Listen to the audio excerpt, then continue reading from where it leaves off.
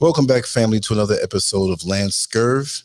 Just want to say, if you do not see us on social media anymore, you can always come to LANCESCURV.com, LANCESCURV.com. You know, these days there's a lot of censorship going on. Some people can talk about certain things and other people can't talk about certain things. And that's what they want to do. But you'll always be able to get the work on LANCESCURV.com. Almost 22 years of work, almost 23 years of work, excuse me. And like I said, it's getting crucial out here in these streets. So we got to do what we have to do. On social media, it seems like we're slaves on the plantation and masters looking over us. So we have to sing the instructions on how we're going to break off the plantation if you haven't already broken off the plantation already. Well, today we're going to have a very touching subject, something that's very crucial that we need to speak about. Because lots of times we expect mothers to do the right thing and fathers, but it's something that's very special between a mother and a son. Yes, she carried him for 9 months, but a mother and a daughter, that is your first example of womanhood. That is your first template of motherhood. We refer back to our childhood lots of times, and things are supposed to be right. But oftentimes we have mothers out here who don't do the right thing. Oftentimes, and I've experienced, not in my own household with my mother, but I've seen it in young ladies that I've dated, people that I've known on different levels, from acquaintances all the way up to friendships.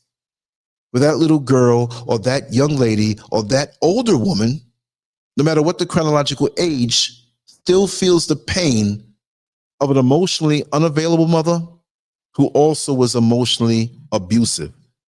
Well, today we have Sister Robin. We've been talking for a while. She's here with us, and she's going to share her story. And it's going to be very therapeutic for her. And I told her that she doesn't have to hold back. This is your story, Robin. So as we talk and converse, and I'm going to let you talk as long as you want. There's no time limit on this. If you want to talk for 15 minutes or 15 hours, I'm with you. The longer, the better now. Okay. So I'm going to introduce you. Want to tell everybody about yourself? Well, You're a lovely Hotep. lady. Thank you so Well, much. Floor is yours. okay, Hotep family, collective people out here in Never Ever Land. This is my first attempt at, coming on and talking about some things that I've been repressing for 63 years. I'm 63 years old, and um, about a year and a half ago, I got church hurt. Okay. And it sent me in to myself. I went in. And what I mean by when I say go in, I start reflecting. And I realized that I had to go back and do some healing on Robin.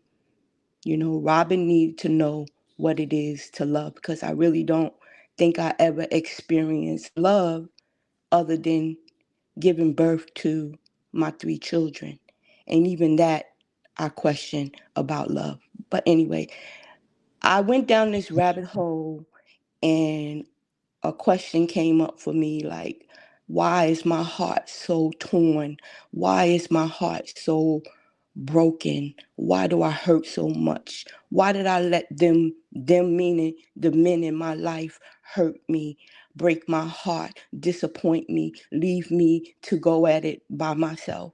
All these questions blaming the men in my life, the men. But I had to go really, really deep, because my mother is the one who hurt me the most.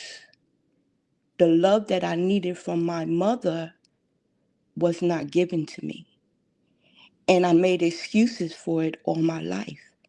She was only 16 when she had me. Oh, by the time she was 20, she couldn't, she didn't have it. She couldn't do it. Oh, I understand. Now, mind you, I'm a young girl trying to make sense of this shit. And it hurt. It hurt me to realize that my mother at 16, and by the time she was 20, had 4 children by her man who she was ashamed of. And when I say ashamed, it's because I felt it.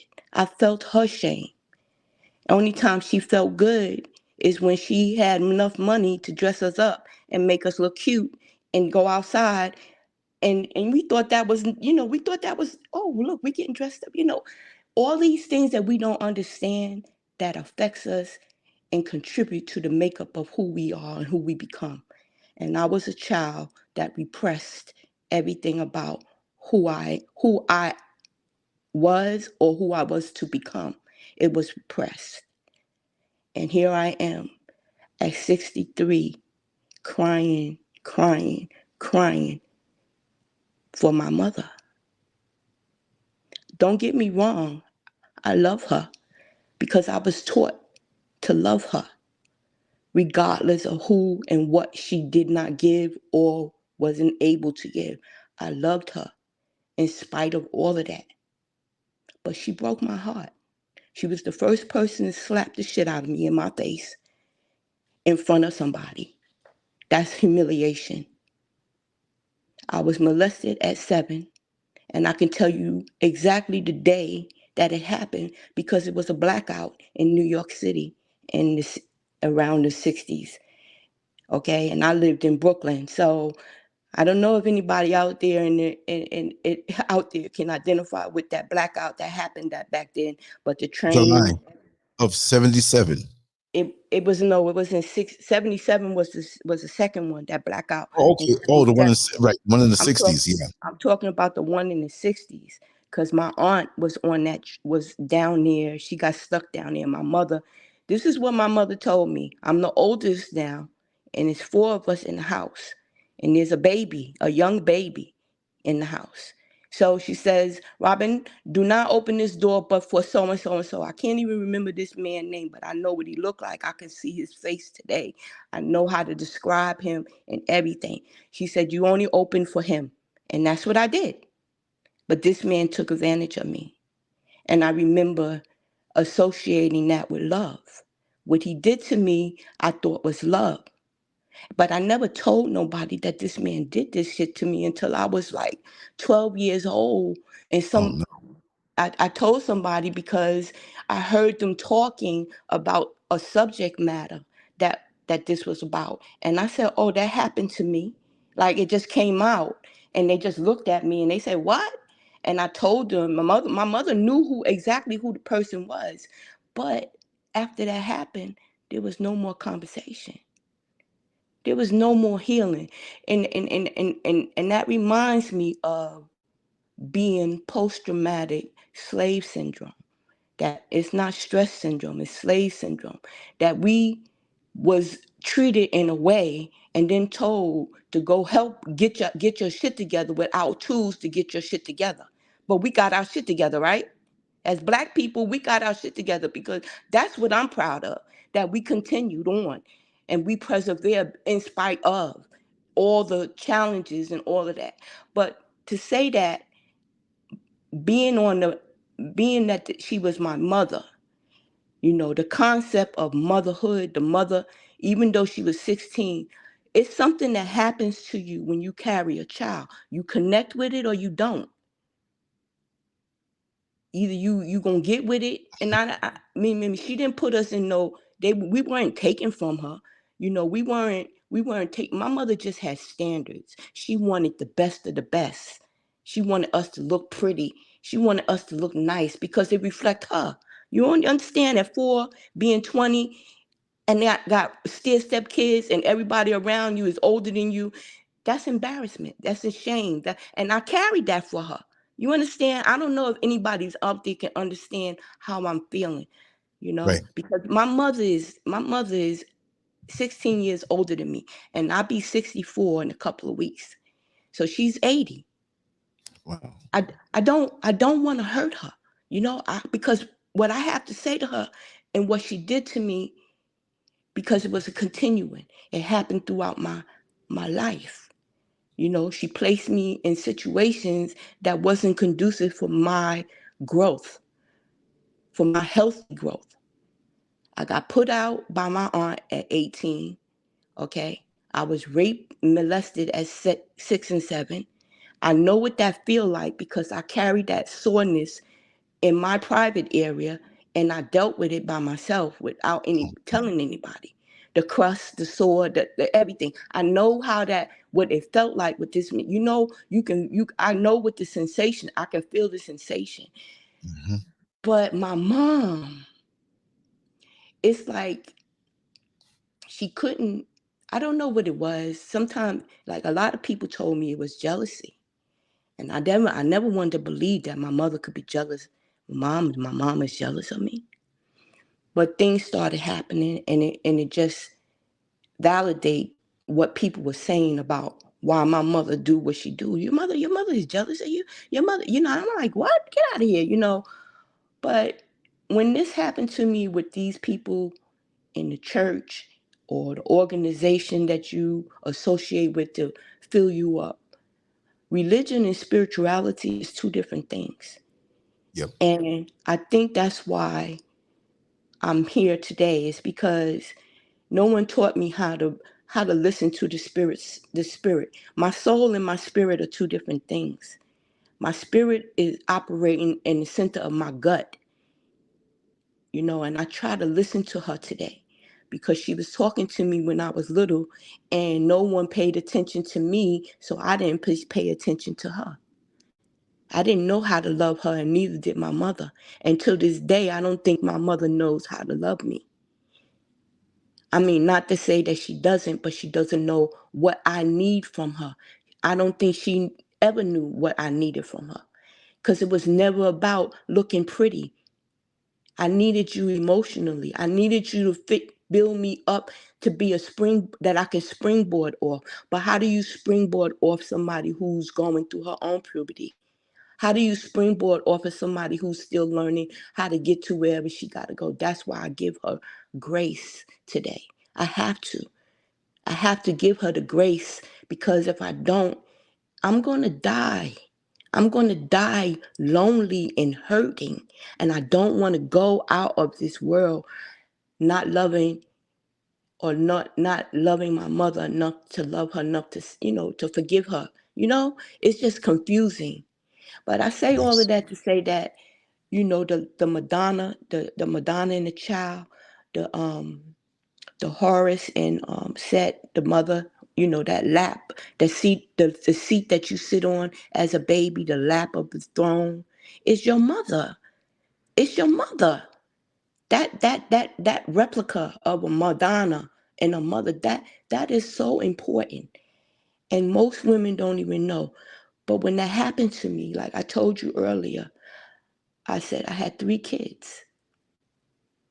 And I have to write them letters because I know I broke their heart. I had to.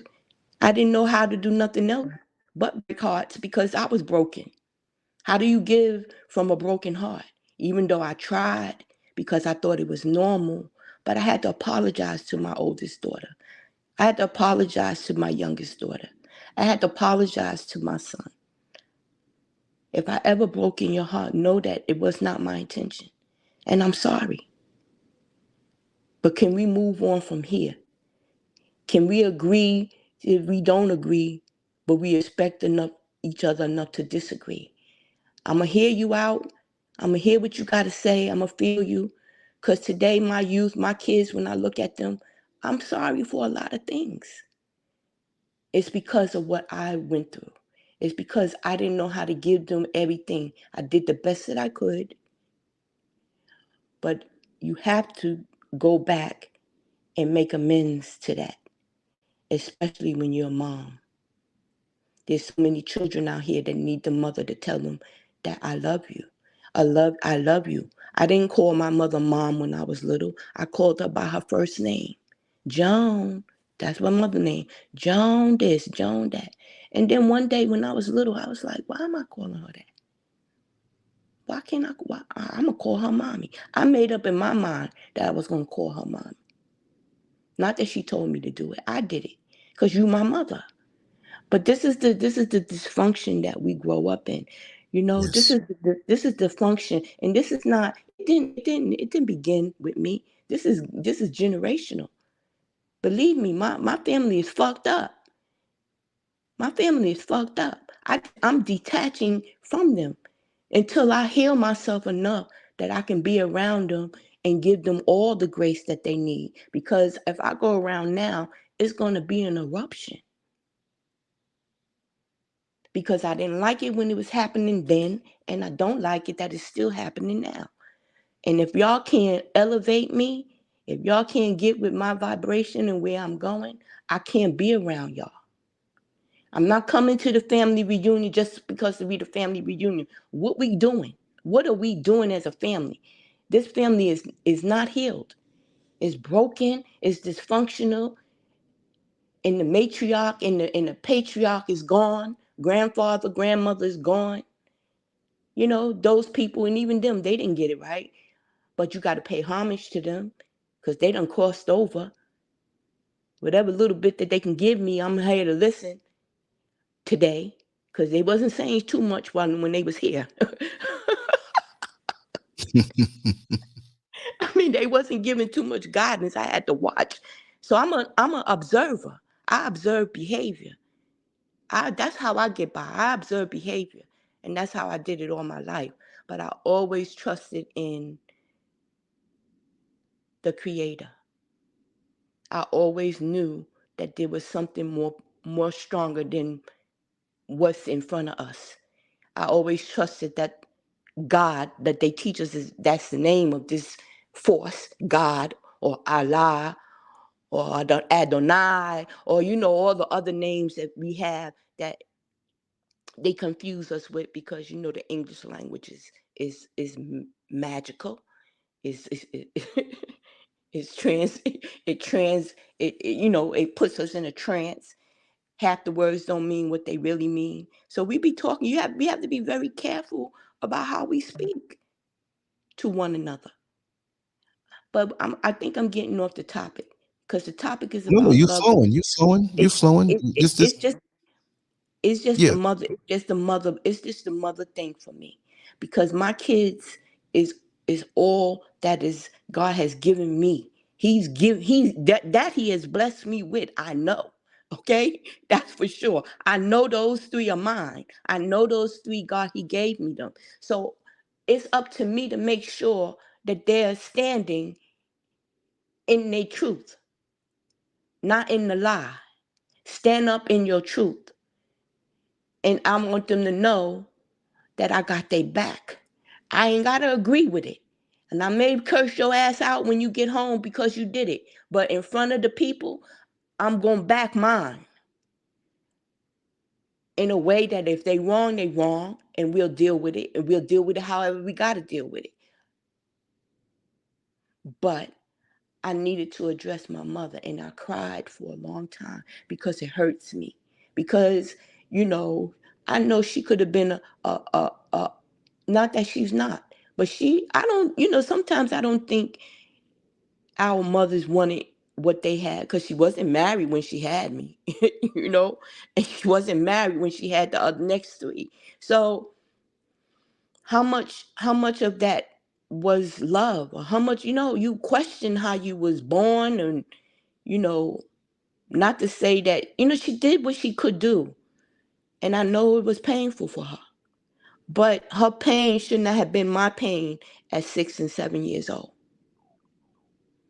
And I shouldn't have had to repress all the other things that happened to me because you wasn't there to protect me. And that's what I have to say about my mom. I love her. She's 80 years old today. I haven't really physically seen her since 2019, but I talk to her every now and then. But of lately, I've been just being quiet, because I know that she's not going to give me the support that I need. And I'm tired of being hurt by some of the things that she said, because I really don't think she really know that she's hurting me. And I really don't know how to tell her that she's hurting me still to the day at 63 years old. But I want to leave it and let her be. And I want to get strength in my growth so that I can be. And hopefully, Yeah. So do you think, well, I'm assuming you never had a chance to really sit down and talk with her, even about her upbringing, right? I just want to It's say that there's so many women out here and men, okay, but it's a similar pain, but it's slightly different. It's like you saying, I want to go to the restaurant and eat a hamburger, I'm hungry.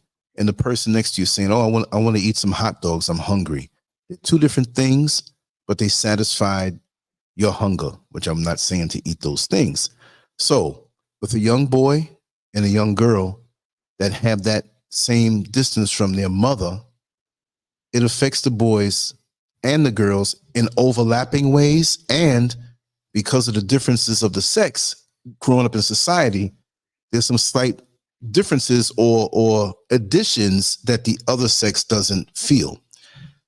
Look, let me tell you, Robin, there are a lot of women I talk to because of the shows that I have, and a lot of them open up to me on all kind of topics, but they pretty much are not ready to get on. I don't pressure them to get on, but the conversations I have with them have educated me beyond any book or degree. And oftentimes when I see this kind of thing go on, it's something with the mother that happened to her too. Not that she is excused for it, but on both sides, it's something we both have to do. See? I And concur. you have you're very strong, and you've come out of your own pain that you still feel to this day to say that you got to be above that while you are hurting. So for her and any mother who is like this, they've got to look within themselves and attempt to heal and stop these things, because it's going to affect the next generation. And it's affected you, like you said, to a point with your children where you had to write letters to them. This thing will keep on going down the generations unless we decide, hey, I got to stop this, whether you realize it or not, or your children remind you of it. So there are many people out here who are going through that. I know people personally who are going through it on all stages. So it's not something that's uncommon. And when you spoke with me and you said this is something you wanted to talk about, I said it's very important, and I'm glad you stepped forward, and I take my hat off to you for doing so. So Well, now, thank in your you. life, career coming up, adolescence, adulthood, young adulthood, getting to the point you're at now, could you explain the ways that this affected you, even though you went on to become a grown woman and successful in your career and everything? How does this thing still affect you so others can hear it and know that they're not all alone? Well, I like I told you from a very young age, I always had this sort of connection, like with the universe. Like I remember my first nightmare when I was a little girl. Okay, and my mother used to smoke cigarettes. And she don't smoke anymore. She stopped a long time ago. But anyway, I had a dream about a moon, the moon of all things. The moon was sitting on my fire escape. It had like stick legs. I know I can see it, still see it. And it had lips. It was like a cartoon, but it was bright. It was shining. But she had a cigarette. And if she, it was a lady. It was a female attribute to the moon.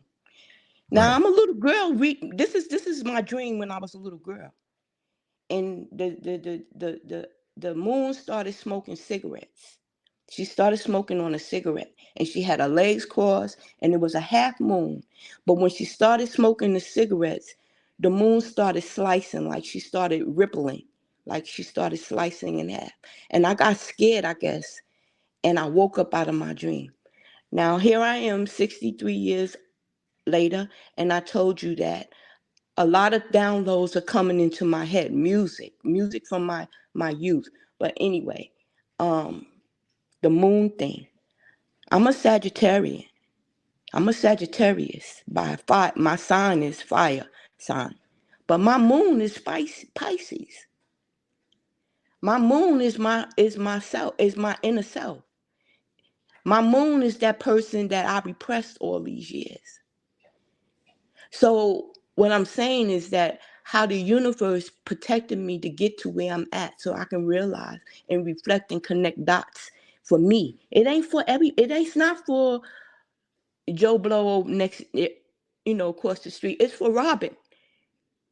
You know, that moon, my mother's a Pisces. My mother was born under the Pisces sign. My mother was born with a veil over her face, but she's scary. She's scared of her own self. So when you ask me what happened, like if anything happened, what I had to do for me, I had to keep going.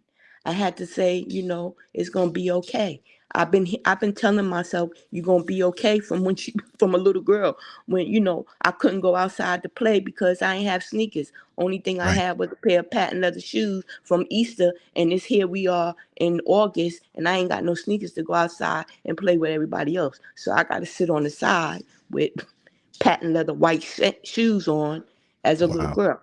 But what I'm saying is that all these feelings I had to deal with and learn how to medicate. I don't know what I was doing, but I was medicating. I've been medicating myself, whether it was self-talk, whether it was just dealing with it and hoping for the next day. Again, I rise, the sun to come out tomorrow, whatever the hell I had to say to myself to keep myself going, you know. I had to keep myself going. I had to keep saying, Robert, even when I cry, I'll be like, God, when, create what's going on? I'm hurting and I'm a cry until because crying is cleansing for me. It's something that has to come out because I ain't saying shit, so it gotta come out some kind of way. you know, I ain't talking about it to nobody, especially to the people that really need to hear it, because I don't Right. want to hurt nobody, because I don't want to hurt nobody like they hurt me. But And sometimes I gotta learn how not to do that because right. I've been sacrificing my feelings all this time for everybody else to be okay. And I'm over here dying. This is what I'm trying to say, right? You do realize that you don't have to carry that burden to be the one who keeps the peace. You see what I mean? Like you have so much love inside of you to be so considerate to not want to hurt other people's feelings in your circle, but you can't carry the bag the whole way. But I'm It's not like car- but I decided to not carry the good, I'm accepting that they hurt me, but I'm right? also accepting that it's better for me to love you from afar. I don't have to be up in your face or be around the corner or be in the same city to love you. Okay? Love can reach across many oceans. You ain't got to be up on it. And I offer that to the person that mean that much to me, and that's my mother. My mother is the person that mean that much to me because because I understand her pain. I do understand it. I can understand even if something happened to her that she don't want to talk about. I can understand it, but I can't make her tell me what she need to say. She need to come to that. I've been in therapy. My mother hasn't. I've been talking to people, even though they didn't fucking help me. I've been to Mhm. therapy. I've been in therapy for the past 20 fucking years, to tell you the truth. And I just stopped looking at these motherfuckers because they're gonna make a book about me. That's what the hell they gonna do. They gonna take notes and then go out and write a goddamn bestseller about me. Cause I done divulge all my pain. Y'all can't help me because I have to help me. Y'all can't know this pain because y'all don't know what it is.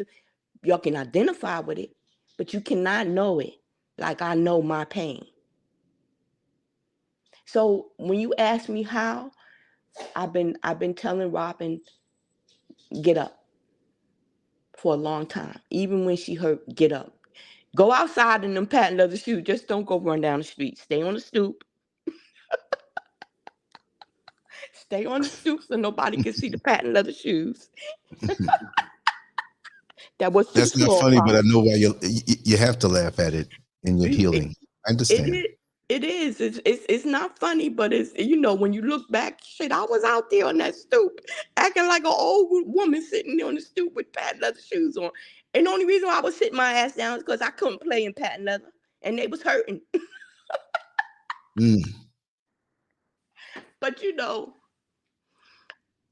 I saw my mother's pain from a little girl. And when I say a little girl, when she sent me to the store to get something for her, I went to the store. I'm gonna say this last thing, and you can ask me what you want afterwards. But I went to the store. It was a drugstore. It was right across the street from where we lived. And she sent me over there to get something. Anyway, I went into that store, got what she got, and walked out there with this. I stole something, but I stole I stole something from my mother. And I went and gave it to her. Oh.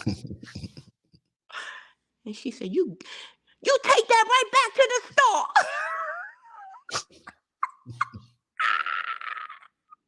I was Wow. like, what? This little 6-year-old girl. You take that right back to the store and give it to you go to them, go give it back to. I'm so I had to go all the way back to the store and take that. My mama told me to bring it back because she told me I should. You must have been scared. But too. she didn't go with me. She didn't go with me to explain this is what my daughter did. She let me face that shit by myself. Mm-mm. At 6 years old. And then they turned around. You're too grown, but y'all give me the responsibility like I'm grown. So why I can't talk to y'all like I'm grown? You know what I'm saying? Y'all putting me in these positions, these like grown up positions, like getting on the bus and going 25 minutes on a bus with my two sisters, my little brother and little sister at 7 years old to go to my grandmother's house at 7. Why am I on the bus, on the 44 bus in Brooklyn, going to my grandmother's house in Williamsburg by myself with my two little sisters? But she knew I knew how to get there. But that's a lot of responsibility, don't you think? It's a lot of responsibility to hurt for somebody else at 7. But you know what? She wasn't no older. She was only 16 when she was 21. So Wow. when you ask me how I survived, I'm a survivor. I'm a survivor mode. I'm a survivor about myself, even though when I wasn't saying nothing, I'm a survivor. Oh, you definitely are that for sure. You know, For you to but speak about it, I want to definitely. live. I want to live though. I want to live. I really do, because I don't have a malicious bone in my body. I don't go out of my way to plot or do things to hurt people. That's not who I am. I ain't got time for that bullshit to make sure or try to think of ways to hurt you. But I lived in a household that people did that shit. They did shit to hurt you and then try to hide their hand and act like they ain't do nothing. You know? Yes, When so you run terrible. when you run in the house, it's up to you to run your household. When you don't run your household, it goes crazy. It's chaos. Just a little. It don't even if you let it lack a little bit, it's chaos. Shit happens, and somebody is gonna suffer from it. Somebody. And I was a scapegoat in my family. I was the oldest, so she had kids, and I was pushed further and further. You know what I'm saying? Mm-hmm. She forgot about me, but I still was that one. I was that one she called every morning. I was her right hand. I was that one. But she did not do enough to protect me emotionally, physically. She didn't do it. She didn't. And I just went about life thinking that I wasn't enough for nobody. I didn't have a lot of friends. you know. And then you know what? I looked at my birth chart, you know. You do, Mhm. or do you look at, do you do your, you know, your birth chart and everything? Do you? Well, to be honest, I've never had to really do it because so many people know my birthday. They just send it to me. Oh, I got okay. hundreds of them, but I know what you Oh, mean okay. though. But I'm just saying that when I looked at my birth chart, because I never did. I never really did, but I always was attracted to numbers, like, you know, the zodiac, and because a lot of it is related, you can relate it in cross reference to the Bible. There's a cross, there's a cross reference to it, and if you look at the wheel, it's a lot of stuff that I'm just opening. My mind is opening up to, and it just make, you know, make it make sense. You know, it's just make, it's like connecting dots for me. And it's happening in real life. It's like it's happening now at 63 years old. Not that 63, I don't want to get hung up on that number, because as long as it happens, you know? But Yes. I've been on this for a long time. I just was not listening to Robin, because everybody tell you to listen to your head instead of listen to your gut. And your gut got more for you than what your head do, because what they put in your head is a lie. What they teach you, most of this shit is a lie. Mhm. But how you feeling, you ever felt something and you don't know how to say it? And then maybe years later you understand, and you somebody say something and say, oh shit, I got it. Mhm. You know?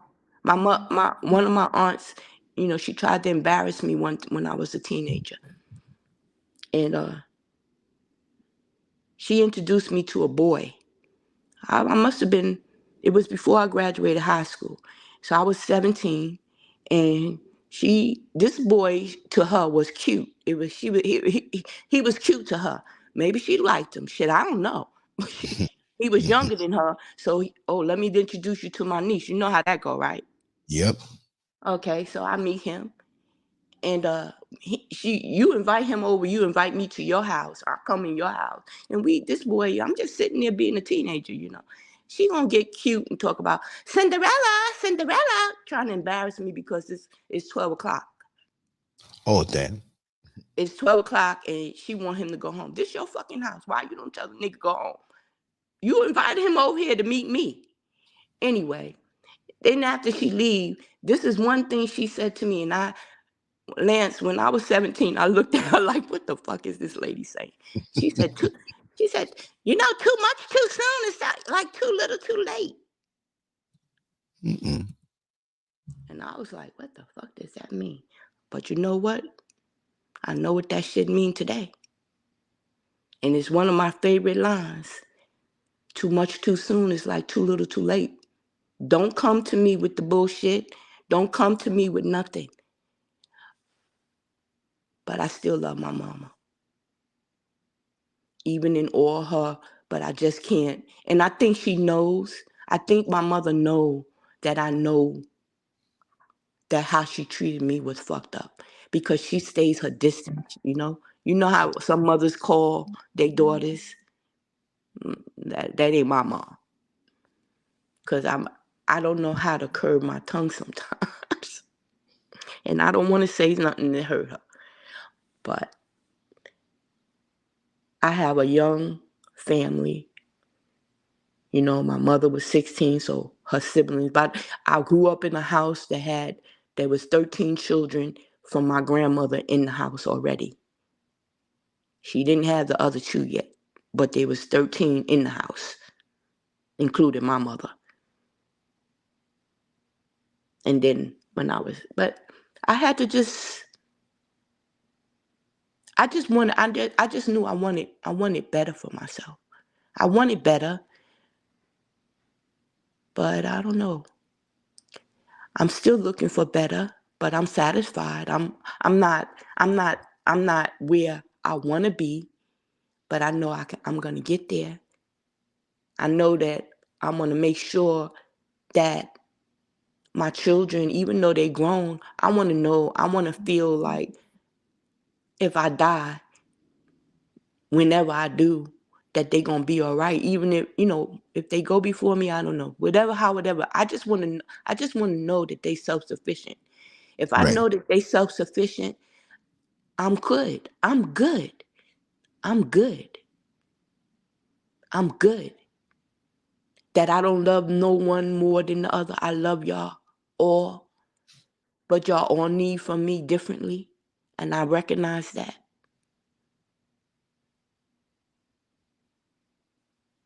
But I had to tell Robin, you cannot give up on yourself. My father wasn't in the picture, so, Mhm. you know, I had a make believe daddy. Even though she had a, my mother did marry, but it wasn't my father. And the guy who became my daddy in my mind, he was, I don't know if you remember the show called The FBI. Yeah. That show, FBI, with Zimbalist, I think one of the white guy name Ephraim, was Ephraim Zimbalist Jr. Junior, right? You remember the black I guy? remember. You remember the black guy? The Yes. black, that was my daddy, okay? Right. Right. He That was the was placeholder. he was the black guy on the show, and Hmm. that's who I identified as my dad. As a little girl growing up, I imagine him. What the cross references that, because I became a police officer. Right. You know, I don't know. Go figure. Wow. Well, I wanted to ask you about that also. That's a demanding job, and we know those atmospheres can be quite sexist. We know those atmospheres can be quite racist. I personally know many police officers, especially New York police officers that are retired and some still in the force. You already had this sense of being hollow on the inside because of what your mother never gave you, but yet and still you had healthy ways of coping with it. From what you tell me, you've never been into the drug abuse or never been into the alcoholism. Oh, I So, have. I oh, have. okay, okay. We're gonna talk Oh, about that too.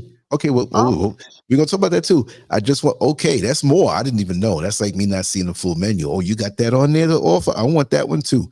yeah. So in that, in that, so I gotta rephrase it, but no, I'll keep it the same way.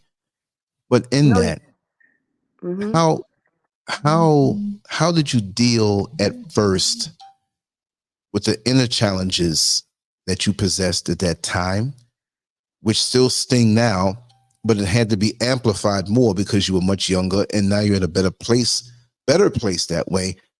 How did you go into such a demanding situation, dealing with the public, dealing with your own coworkers, dealing with protocol, dealing with the academy?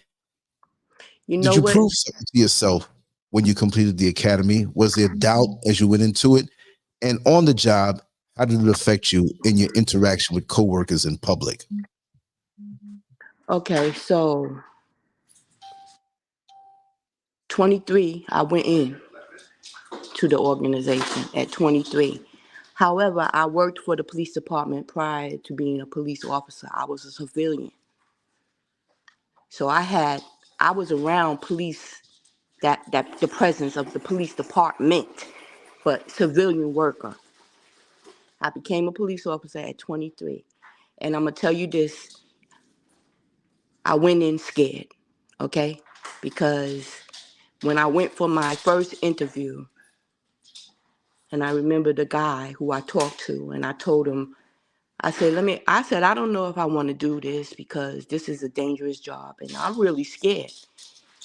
And he said to me, he said, you have nothing to fear but the fear of God. That was my that's how I made my decision to go on to the police department. But I went in as a transit police officer, not a regular NYPD officer. So what that means is that I during that understand. time, huh?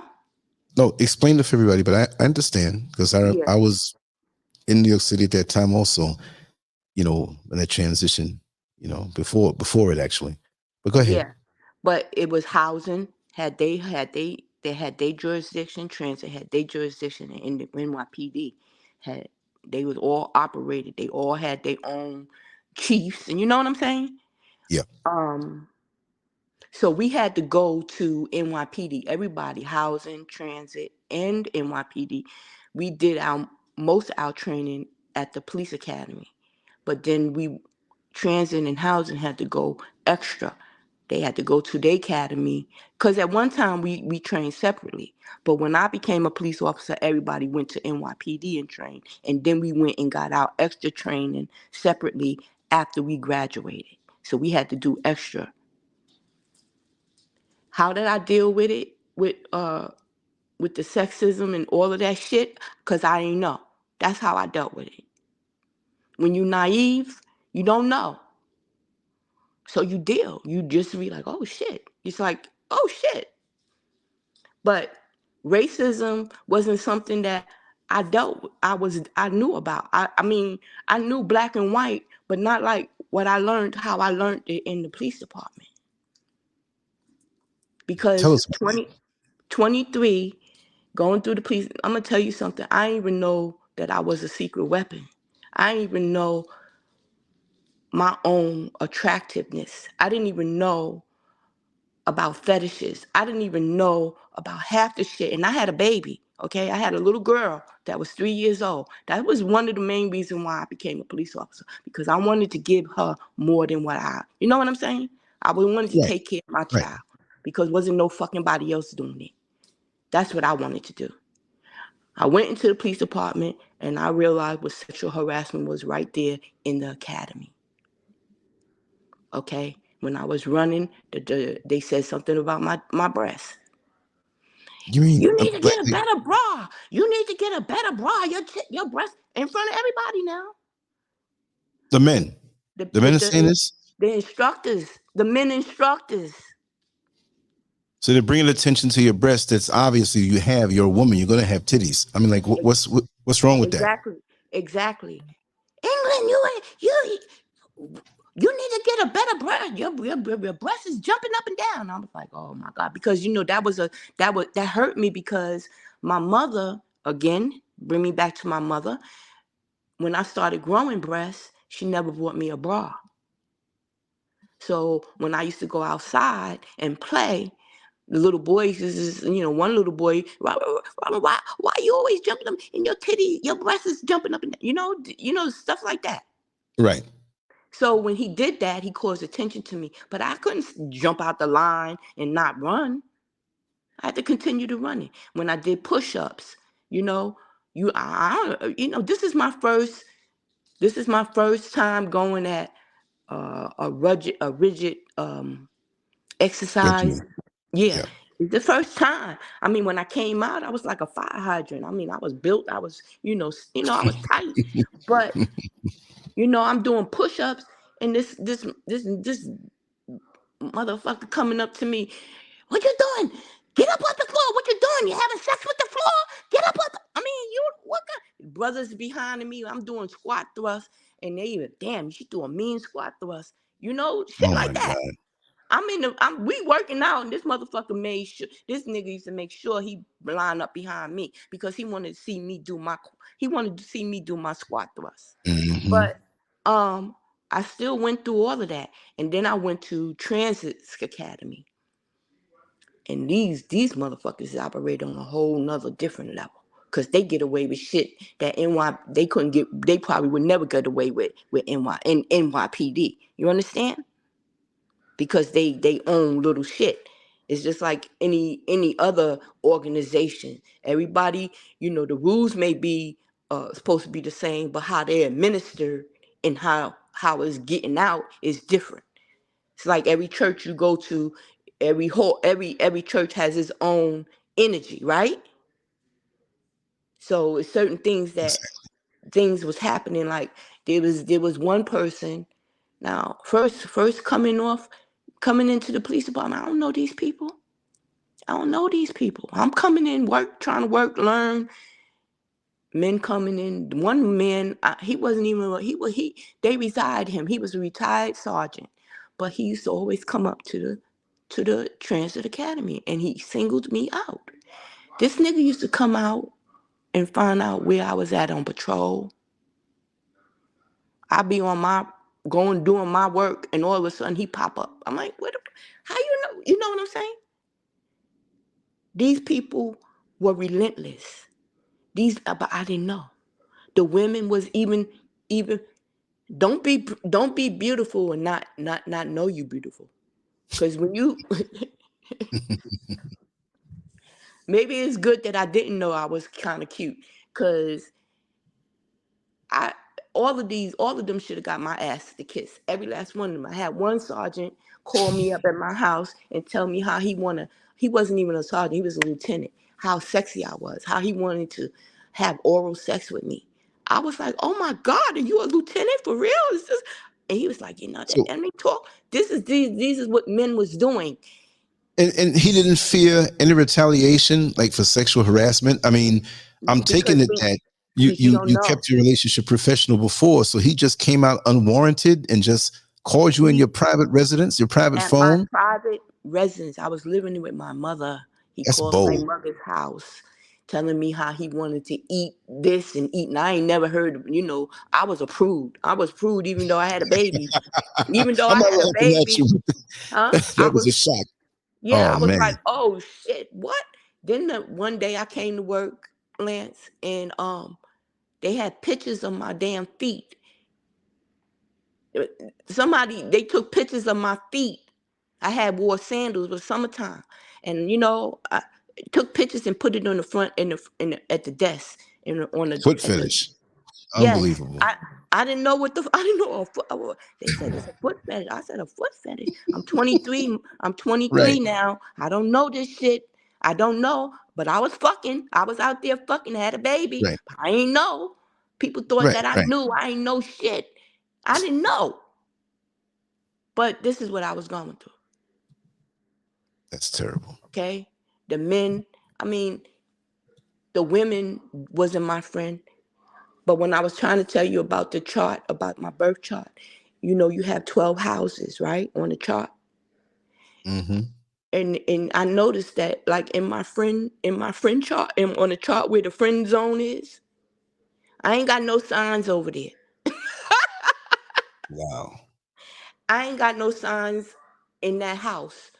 So my friendship thing is like I had a problem with being friends with people. I don't have a lot of friends. But these women, people knew about me. I worked in Brooklyn, and people in the Bronx knew who I was. They was talking about me in the Bronx. How the fuck What? y'all know about me in the Bronx? People wanted to know who I was. So This, you were working in the Bronx and you were living in no, Brooklyn. I lived in Brooklyn and I worked in Brooklyn. I worked off of Wow. Fulton Street, Skimmerhorn Street. That was where my command was when I first started. I don't know if you could tell what precinct it is, but you I'm gonna say what precinct? Oh God, it might be the 7-8s, 7-5s, because it's Brooklyn. right. 7-5 is Bed-Stuy, but anyway, my district covered. I was listening to one of your. It's funny how you mentioned on one of your conversations about the A train that you had to ride, and when you was talking about it, it took me back to me on the A train. Now, I didn't know the A train going towards Queens, like going across that damn water. Right, right. Okay. I never took it that way. I took it the other way. But I was a transit officer, right? And I never had the A train line for about a year. I was at that command. And I told somebody that they never, oh, I never had the A line. Not that I wanted it, because I ain't want to drive over that damn water. Don't you know? The next day, whoever I told that to, they went and told Mhm. somebody else, and they put that ass out there on that A train.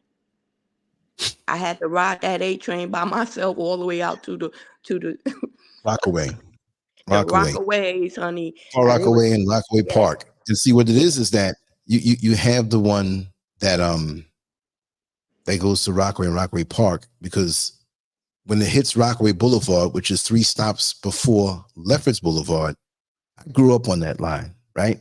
Mm-hmm. You have one that goes to Lefferts and one that turns and goes to Rockaway. Mm-hmm. And one goes up and the other one stays steady. And that's how you can tell. You know how? Because when I'm coming home from Brooklyn or Manhattan, when I take the A train, because I could take the E train too, depending on what part of Manhattan I was in. Right. You better make sure when you're going and you come out of Grant Avenue and you go up on the on the elevated line, that when you get to Far Rock, or when you get to Rockaway Boulevard, right there by White Castle, they make an announcement. This is a Lefferts Boulevard train. Exactly. Or this is a Far Rockaway Park train. Ding, ding. You know, I can't forget the sound. But if you fall asleep, there are times I never really fell asleep, but there are times I dozed. I might have been tired, and I ended up taking the wrong A train. Mm-hmm. And you open your eyes and you're going over that water down Cross Bay Way and all of that. And you got to do, if it's late at night, it's cold out there in Far Rockaway, and you do the round robin. You got to know about that. Rockaway Park, Far Rockaway. And that one train goes all the way to one side, right by the beach. You look out, you see the water, and don't let it be January or February. Good. You got, and those doors open, you can't sleep. It's so cold. See? And then you got to go all the way around and come back. So they put you on that line. Hopefully it wasn't for long, and hopefully it wasn't for the wintertime. Trust me, I know. It was wintertime, and it was people who was just jealous. People who just was mad because they had to do it, you know. And these is men. And when you talk about, you know, you have another thing about men being covertly jealous of the women, you know. I'm gonna tell you, I had when I came in the police department, my hair was long, you know. I wasn't attractive, but I had something else on my mind. I came here to fucking work. I ain't come here to get all this sexual education, all this bullshit that y'all doing. One man followed me out of my command, grabbed me by my neck, by my collar, and tried to stuff his tongue down my throat. Wow. And I bit the shit out of it. Mm-mm. And what? I said, the next time you fucking try it, you lucky. Don't do it. I mean, I've been grabbed by my collar, and I'm like, who the fuck you think you putting your hands on me? Don't touch me. He said, I'm not your fucking husband. And I said, I'm not your fucking wife. Don't fucking touch me. I mean, the sexual harassment that I encountered, I was a fighter. I'm telling you right now. They made me feel uncomfortable. I was not sitting in your fucking office while you jerk off behind your desk. Okay? Are you serious? Let me tell you something. Man. Look, I'm not doubting you. I'm just saying, this is crazy. They sit you, you know, they don't like you. They want to come up to you. Oh, you know, one Italian sergeant, you know, he looked like he looked stupid. You look stupid. Luckily, you know a little bit about the law that you can teach it, because you couldn't sit in my face, to tell you the truth. He wanted to take his hand and put it out to me and said, look, we almost the same complexion. An Italian sergeant. Okay. I said, yeah.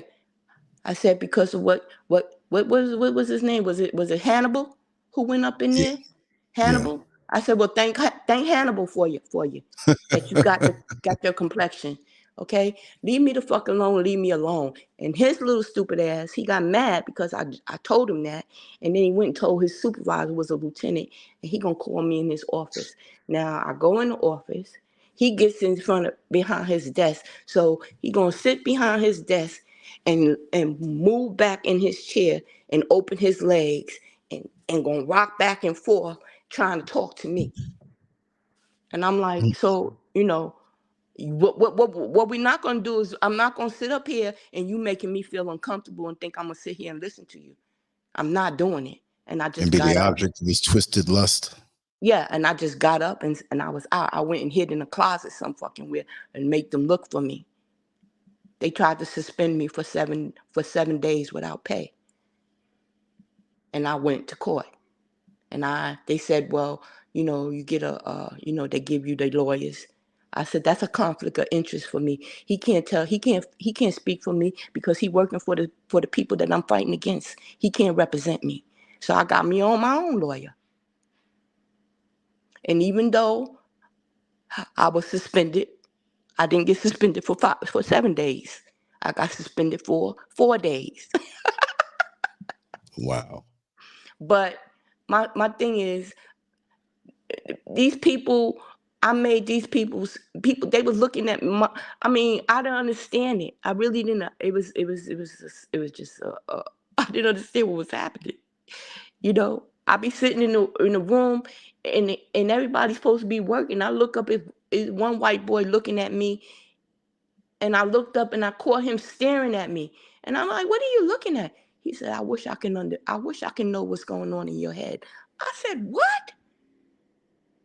You want to know what's going on in my head? You looking at me that goddamn hard. You want to know what's going on in my head? Why? Prompt people, I'm waiting for the bus stop. One sergeant, he know damn well he didn't want supposed to be getting on that bus. He got his ass right on the bus with me. He got off a couple of stops later.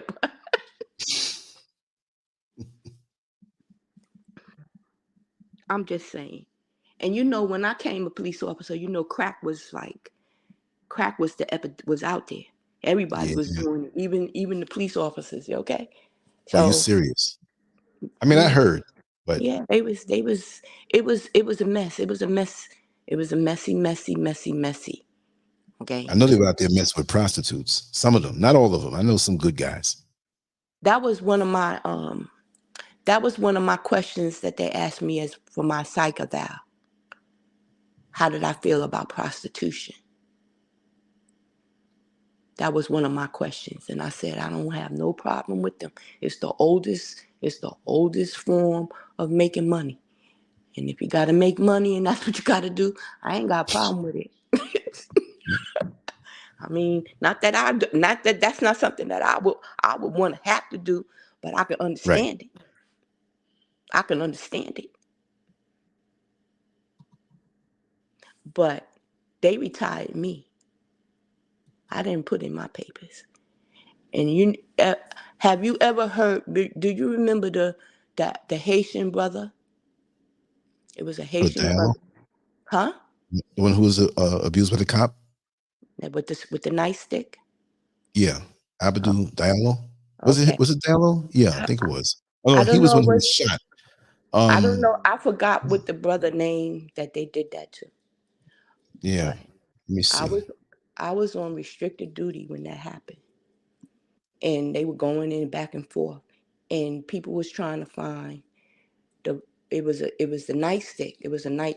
Anyway, to make a long story short, I'm sitting at my desk, and there's a white boy that comes up, and he pulls out this broken nightstick, and pulled it up in front of me. No, it And in wasn't. front It wasn't Abdou Diallo. That was one. That was one who had got shot 41 times. I got the names mixed up. Yeah. Sorry about that. But go ahead. But this Haitian one, they rammed him with they molested SNA him with a nightstick. Right. Mm-hmm. Okay, so this white boy thought it was funny and held up in front of me a broken piece of a wooden stick and asked me, was this the missing piece that they was looking for? Oh, snap. And I wrote that ass up. Right. I wrote a complaint against him. Don't you do that shit. We're not doing that. We not. And you know what they realized? They said, we can't fuck with this bitch. We got to get rid of her. And they did it. They put my papers in. I didn't get no farewell. I ain't get no party. They kicked me to the curb. But I did get my pension. Abner because they Louima knew. is his name. Yeah, that brother. Abner Louima. Yeah. Yes, him. Justin Volpe was the cop. Yes. And it was it was a whole group of them. Okay, when I wrote that shit up, I wrote it up and I sent it to the complaint review board. Do what y'all got to do because this little motherfucker, he lucky I ain't punch him in his face. Don't do that. It's the same thing they did when OJ won his trial. I was in a car with a white Italian. Let me tell you, when they heard that fucking verdict, they could not hold back. They was mad. They ticked off.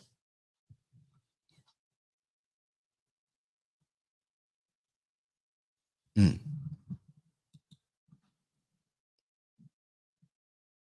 I don't know if you hit the mute button, And it's a sister, but constant. you're It's still like a, on, but I huh? don't hear you. No, I thought you might have hit the mute button by mistake. It's like they tell you, like one of the white girls told me, I never really understood, I never used the word nigga before. I said, you sure you know how to use it in its right context with somebody that don't know how to use the fucking word? You sure know how to use it in the right sentence and shit? The fuck you talking about, bitch? You know, I cut off all my hair. Let me tell you, I went bald, girl. I went bald. And after I went bald, I started locking my hair. While I'm on patrol minding my damn business, here come a brother, gonna come up in front of me. And no, now this is after I got 10 years on the job, so I ain't got time for half of y'all. So don't come up in my face with none of your bullshit. He gonna come in, he said, you don't get enough, do you?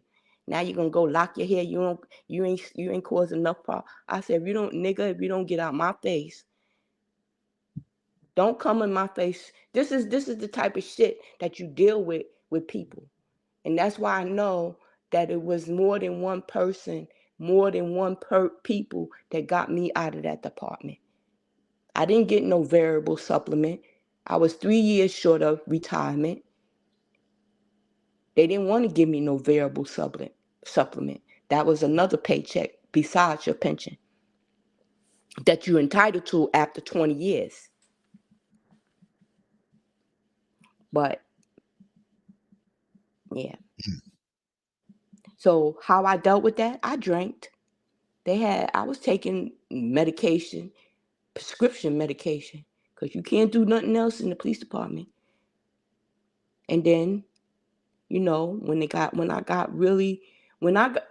I tell you that the universe responds and gives me what I need, that's what happened to me. I went to rehab. Oh, wow. Yeah. But I had a part of saying it. I needed help. I really did. I really needed help. And I was thrown, and that's why I say it was during the crack era, because I was thrown in with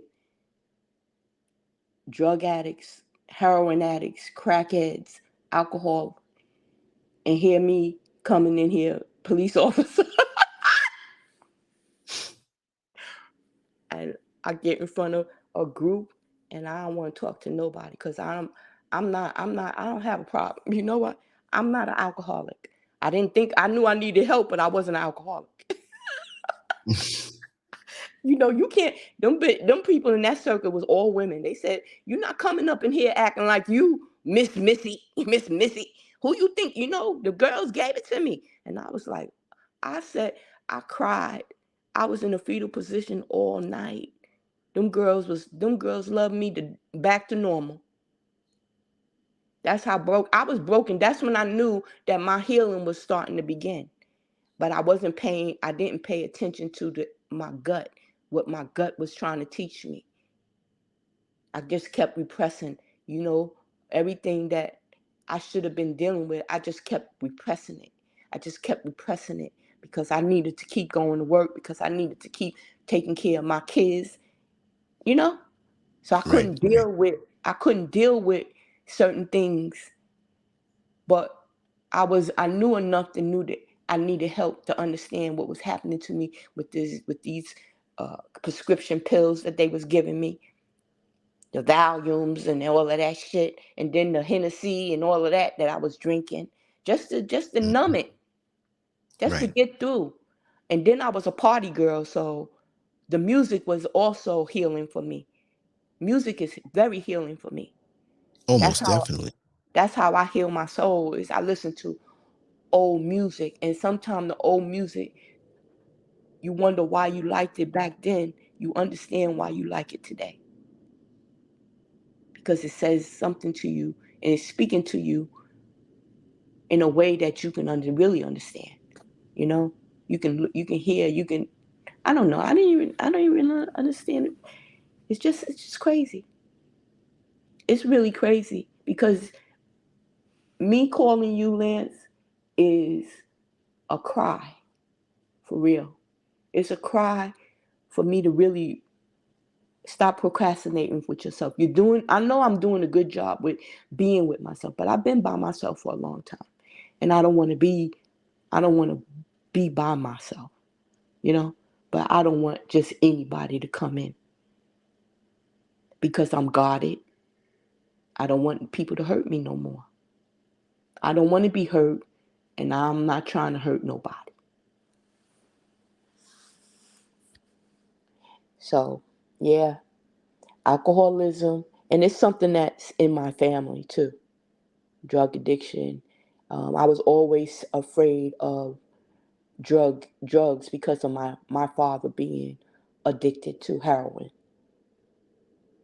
Um, yeah. Yeah, that's a rough road to travel, whether it's self or a family member. As many people know here, my brother has always been into substances, my older brother. So I understand a little bit about that, and the emotional repercussions of But yearning to you, have a normal relationship with them, and they're out there doing stuff, and it leaves a void for sure. Nothing good comes out of that, no matter what the substance, you know. when I went to rehab and Hmm. I needed somebody to come and hear me speak when I first spoke something at an AA meeting or something, I invited my father. Right. And although he came, but my father was ashamed. But you know what? I loved him. I didn't know him very well, but I loved him. I loved him because I loved him because he needed to be loved by somebody, just like I did. And my father was left in the morgue in 2019. Oh, Nobody wanted to bury him. oh, sorry to hear that. So me and my sisters,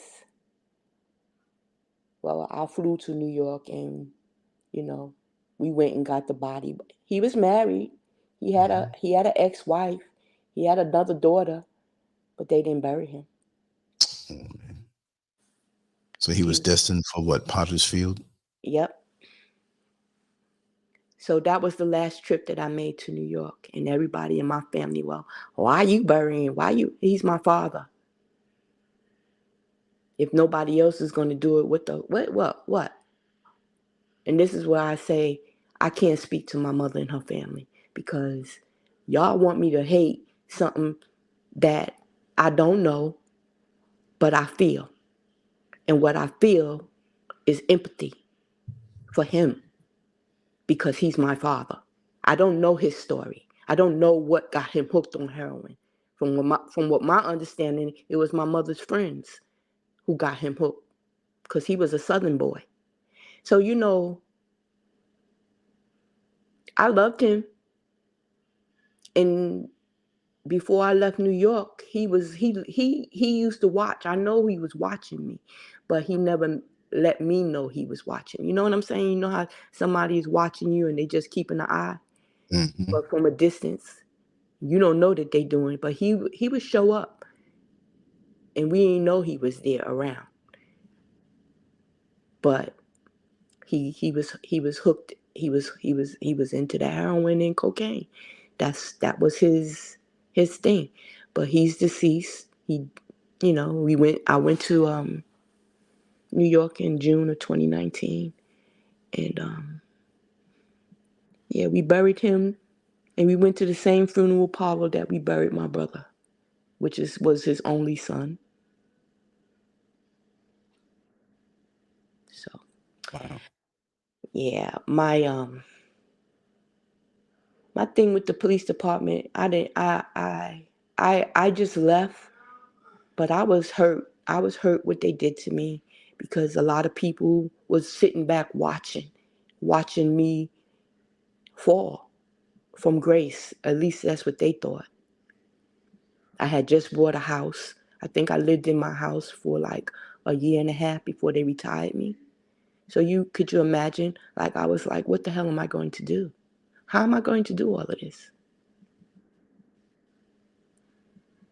But like I wrote you, still I rise. I still rise like the sun every morning. Even in pain sometimes, even not wanting to get out of bed, I still get up. I still open my eyes. I'm still given the opportunity to make it better. I still have another breath. I still have Mhm. time, you know? But timing is everything. On the divine level, you're so right. It's not our time, but when the right time comes, everything clicks. Everything. And that's why when the family when the family crisis happened with the church going with the Jehovah Witness organization, and they call themselves family, and then I started looking at my own family. You understand? And if I can allow my own family to treat me like shit, who's to say that this makeshift bullshit over here, they think they can get away with treating me like shit too? It really wasn't no difference, because relationship is relationship. Either you gonna put into it or you not. And what are you willing to bring? It's not a one-sided. When you have a relationship with somebody, in whatever manner you have it, it's work. It's not one-sided. It doesn't take one person to make it right or make it whole or make it whatever it's gonna be. It's two people involved. And there need to be some setup. I didn't know all of this shit when I was out there doing my thing, thinking I was grown, thought I knew that. Like one guy, Invincible. um, he's a police officer, and me and him used to date, and well, after years he moved here. After I moved to Vegas, all of a sudden he's in Vegas too. And anyway, make a long story short, a couple of years ago, he texted me, and he said something about the sex we used to have. And he said, that was the best I ever had. I said, really? That's fucked up, because I didn't know what the fuck I was doing. I don't know what the fuck was you doing? Because I was like, God damn, if you try it now, you might go someplace you would never come back. Because if you thought that was the best then, and I know what I know today, baby. No, no, no. You didn't get the best. You don't even know what the best was. You thought you did, because I ain't give it to you. Wow. That's just how I feel. I didn't have an orgasm until after I had my third child. Really? What age was that? I had my third child at 32. Oh man. And she was a couple of years old when I had the first motherfucking orgasm I ever had in my life. What did that do to you? I mean, it was something new for you, but it was so, I It mean, was it most was people. it was awesome. It was awesome. It was so fucking natural. It was so, because I wasn't expecting it. It was something that had never happened to me before. But it comes from you and your mindset and where you at. Because a man can't get you there by himself. You got to put some work in that shit too. You can't just lay there. You can't just, it was like I saw stars. I really felt an explosion. So how did you feel with the person you were involved with? Did that make you It made me amplify mad the because relationship? I it mean, made yeah, it because you made never had one before. I never had one before, and I was mad at all the other motherfuckers that I had, because I got 3 kids by 3 different men, and none of them did it. None of them. But it took a man that was married to do it to me. So Wow. I couldn't really have him either, and he was in shit. But I say this to say, all of this you hearing today with these girls singing about WAP and wet ass this and dripping hair and juice flowing, bitch, that ain't true. Don't do it to yourself, because I know And I don't know what who doing what, who's zooming who, what, I don't know. But I ain't had my first one. Nobody cared enough to make sure that I was having that. It was all about just doing it. You know, it wasn't no mind put into it. So I don't really think that, you know, I never really been in love. And I got 3 kids. I mean, I had love for them, but I don't think I ever been in love. The only thing I've been in love with is I've been in love with them. I was in love with them when I had my kids. I was in love with that. That was a relationship. But as far as a man loving me and me loving him, I don't know what that is. Because I really never let myself open up, because my mother really never opened up to me to know what that was. And I never seen it demonstrated. I never seen it publicly displayed by her with anybody.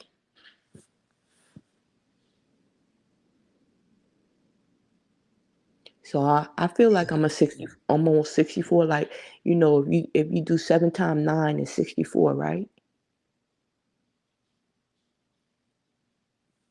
Hello? Say it again. I was 7 distracted. times 7 times 9. 63? Is it 64? I think it's 63. It's 63? Yeah. Okay, so I'm 63 and I'm at the end of that 7-year cycle. I'm getting ready to go into another cycle of 7 years. Mhm. And I'm looking forward to it because I'm at a place where I'm ready. I'm ready as a woman, not a woman king, a woman. I don't Right. want to feel like I gotta fight all the time. I want to feel like the queen without the king. I need somebody else for that. That's somebody else's job to be that. I mean, not to say that we can't do it, but why should we have to? At 64, I don't want to.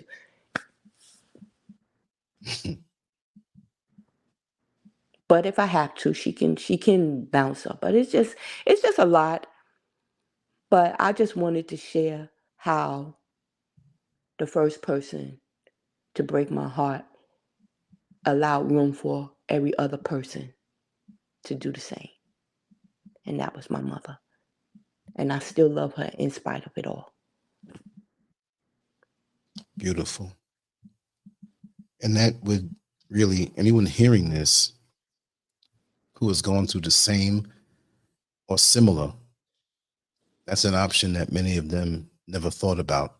Not that they haven't, I'm not including everybody and saying everybody, but there are many who have not gotten to that same point that you've arrived to say that. And that would probably relieve them of a lot of the stress that comes with it. Some may not want to go that way in their head, but if they do, they'll understand that the pain in their heart will be reduced, because it is a generational mess that needs to be cleaned up. And I'm sorry you had to have this come to you as some type of inheritance, going through this, because those are crucial years when you're growing up as a Hmm. young girl, and that flavors every experience of your life when you have that void. It's the other night I went for a walk, and I went for a long walk. And over here in some places they have open gutters. Hmm. So somebody called out what I thought was my name, but they were calling somebody else. So I stepped into, not seeing the open gutter, and scraped up my legs real bad. It's okay now. But I realized that, you know, in life, you can be distracted by things that keep you from healing. You could be going toward the path of healing and something comes along and distracts you, or you could be nursing the pain you have inside and miss out and make the wrong step. So I'm just glad that for you, yes, you've been through a whole lot, but guess what? You're still looking forward to the future. You still know that you have a future, and you're in the process of putting a lot of these things in the past and how it affects you, you're never going to forget it. But you'll forgive, pick up the pieces, and move on to a fuller life. And no matter what age you are, whether you're 63, 64, 23, or 24, it's not a matter of the chronological age in which you arrive to that point. But the main thing is that you finally get there, right? Right. So, yeah. So it's still going to be good for you, and you're still You going to know, have a long life ahead of you. it's just like I'm gonna just end it with this. I was listening Mhm. to Kim. You know who Kim is, right? The singer. Yeah. When Love Calls. Right. Right. Kim. Yeah. Okay, so that song, it has a new meaning for me. When I listened to it back then, when love calls, like, is it another love like somebody else? But this love that I'm looking for is the love for myself. It's That's nowhere right. to hide from when you have to love yourself. I've been hiding from loving myself because I've been giving it to everybody else that needed it. So now it's my turn to love. When love calls, love's calling for me to love me. Great attitude. Yeah. Wow. Well, I hope somebody listened and maybe got something from it. It made me feel um a little better, a lot better, as a matter of fact. I told you. I told you. Yeah, I told you. uh, it's one of, I was listening to, like I told you, like YouTube. I listen to a lot of, like I listen to a lot of history. Um, I listen to a lot of speaking talks about who we are as women, or who we are as a race of people, um, how to deal with people who don't know themselves. Because if you don't have a clue of who you are, you're bound to make or fall into a ditch or something. Hopefully, you could pick yourself up out of it, but a lot of people don't know how to get themselves out of the ditch, and we need to come home to ourselves because that's where the answers are. The answers for us is within us. Beautiful. However it resonates for you, you got to. I may have to do it a little different. And it's no right way or wrong way to become whole with yourself, but become whole with yourself. I mean, who else you got? Yeah. That's what I say. That's what You you got to be. said that one of your, I think it was it the last, the last talk you did, you did about the only person who could stop you is you. There you go. So There you go. And the it's thing all is that you're the only person that's going to be with you every second of your life. So you can never go wrong investing in yourself, building yourself up, keeping yourself strong, nourishing yourself, feeding yourself, educating yourself. exactly. Anything And you that's do for yourself can never go wrong. You will reap the dividends 100%. yeah, that's what I agree. I do.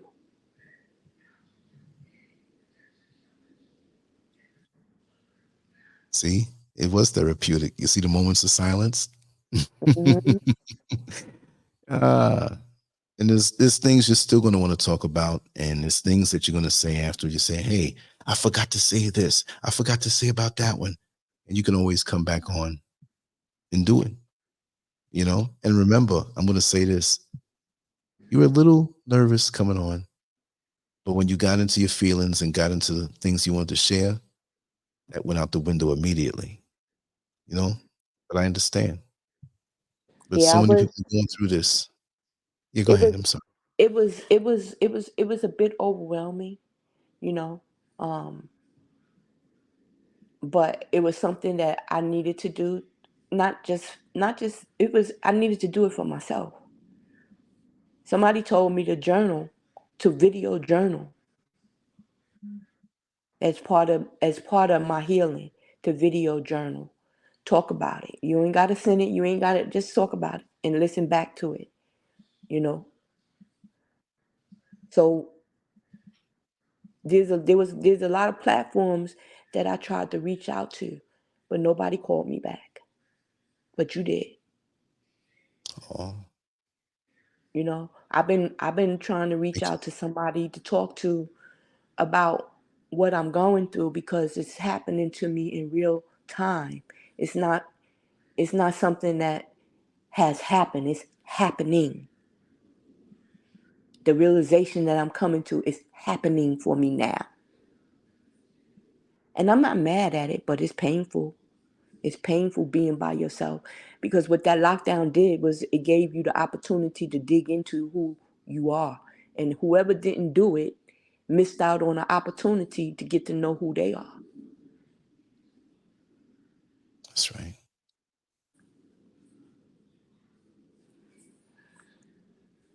Yeah. But I listened to I told you about Doe, the singer Doe. She's a Yes. gospel singer. Her album is called Clarity, and the words were so profound for me at that time. The healing that I got from that whole album, the whole album. I'm not just talking about one. And as I began to open up my third eye, or what the Jesus I part, understand. the Jesus part I was having problems with. But other than that, the message that she was saying, it helped me heal. It helped me get through. It helped me sit in my shit, even though it was uncomfortable. So that's why I like music, you know. Zoom, zoom. I like to fly away. Deja vu. Mr. Magic is one of my favorites. Those are the things that Sun Shower got me by the hour. Oh, don't Dr. tell me Buster. about wanting you. Oh, Oh, baby. baby. Yeah. Here we go. Here we go. Here we go. Hey, Okay. now. What, Oh, what Dr. about? Buzz's. Look, I know every word on every song on that first album that came out in 1976. Don't tell me about that. Okay. Now you know what he said. I play the I fool play for the you. fool for you. Oh, Oh, girl. girl. Ooh. That can get me over. Yeah. So those are There's nothing, honey, that I won't do when I meet a girl lovely as lovely as you. you. Ain't it Ain't it funny funny what a how little little love can love do? can do? Better than poison, so much stronger than Stronger than glue. glue. Okay. Ooh, don't get me started. I That didn't even was know you were gonna say that. You triggered me. My brain, I got the song right there, all the words, everything. I don't forget nothing. Oh, Doc, Doc, Dr. Buzzard. They wasn't playing. They was not you wasn't playing. playing. That album was not playing. And New To Birth me, album wasn't not playing either. yeah. Okay.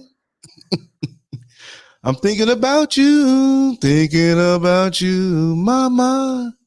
How about Yes. hard times? Hard times. Oh my God. Close your eyes and rest your tired Your body body next to close to mine. mine.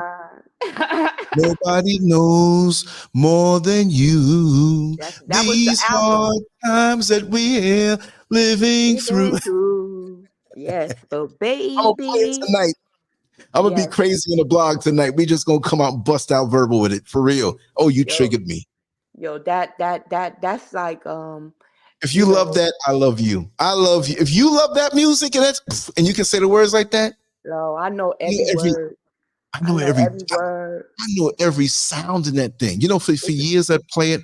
Listen, I played that thing for years. Today early, yeah. I played one of the songs. If I had to pick one album, one for me personally, in my formative years, especially coming up, that one right there. And really all of the albums, because the second album bombed. But I They love was that one too. I they loved was it. they was on point. I mean, her Ooh, dress. the way they was dressing was similar to the Pointer Sisters, but what they did was they dropped it. They got a little younger with it. Pointer Sisters was going really, going in that Yeah. that direction, but they did something. They did the zoot suit thing. Oh, yo, that girl who was the lead singer, that baby. I don't know when she was singing. All of them, they was getting down. They was Wow. into that. They was into that. Wow. You tripped me out. You made my night on that one. Well, you Oh, go for real. and that's some music that you should really enjoy. That's some music. That's some old music that just feeds your soul because it's just giving it to you. On all And levels. I was telling Yeah. you about the reason why I brought that up is because I told you that I wanna read tarot. I want to read tarot cards. I like that. I like it not because I feel like it's entertaining, but my perspective, the way I want to do it, is not like how everybody else is doing it. Like I don't want to come off. I want to come off from a Black perspective with it. Totally. I don't give a fuck who don't like it, but I want to come not to give a message to whoever's listening Black. I mean, if you come and you ain't Black and you can resonate with it, resonate. But this message is it's B1 for real. I mean, I don't know if I could do that, but that's what.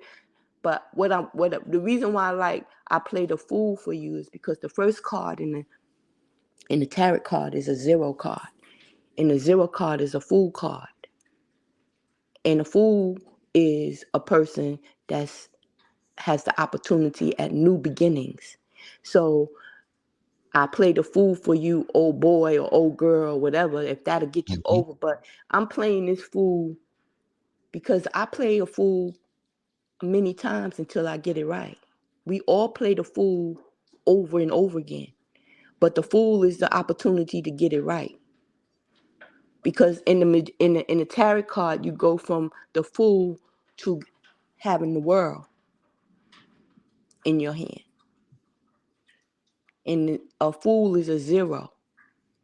And the 13 is the devil card. And the 13 card is a 4 card. If you add 1 and 3 is 4. I'm into that number shit.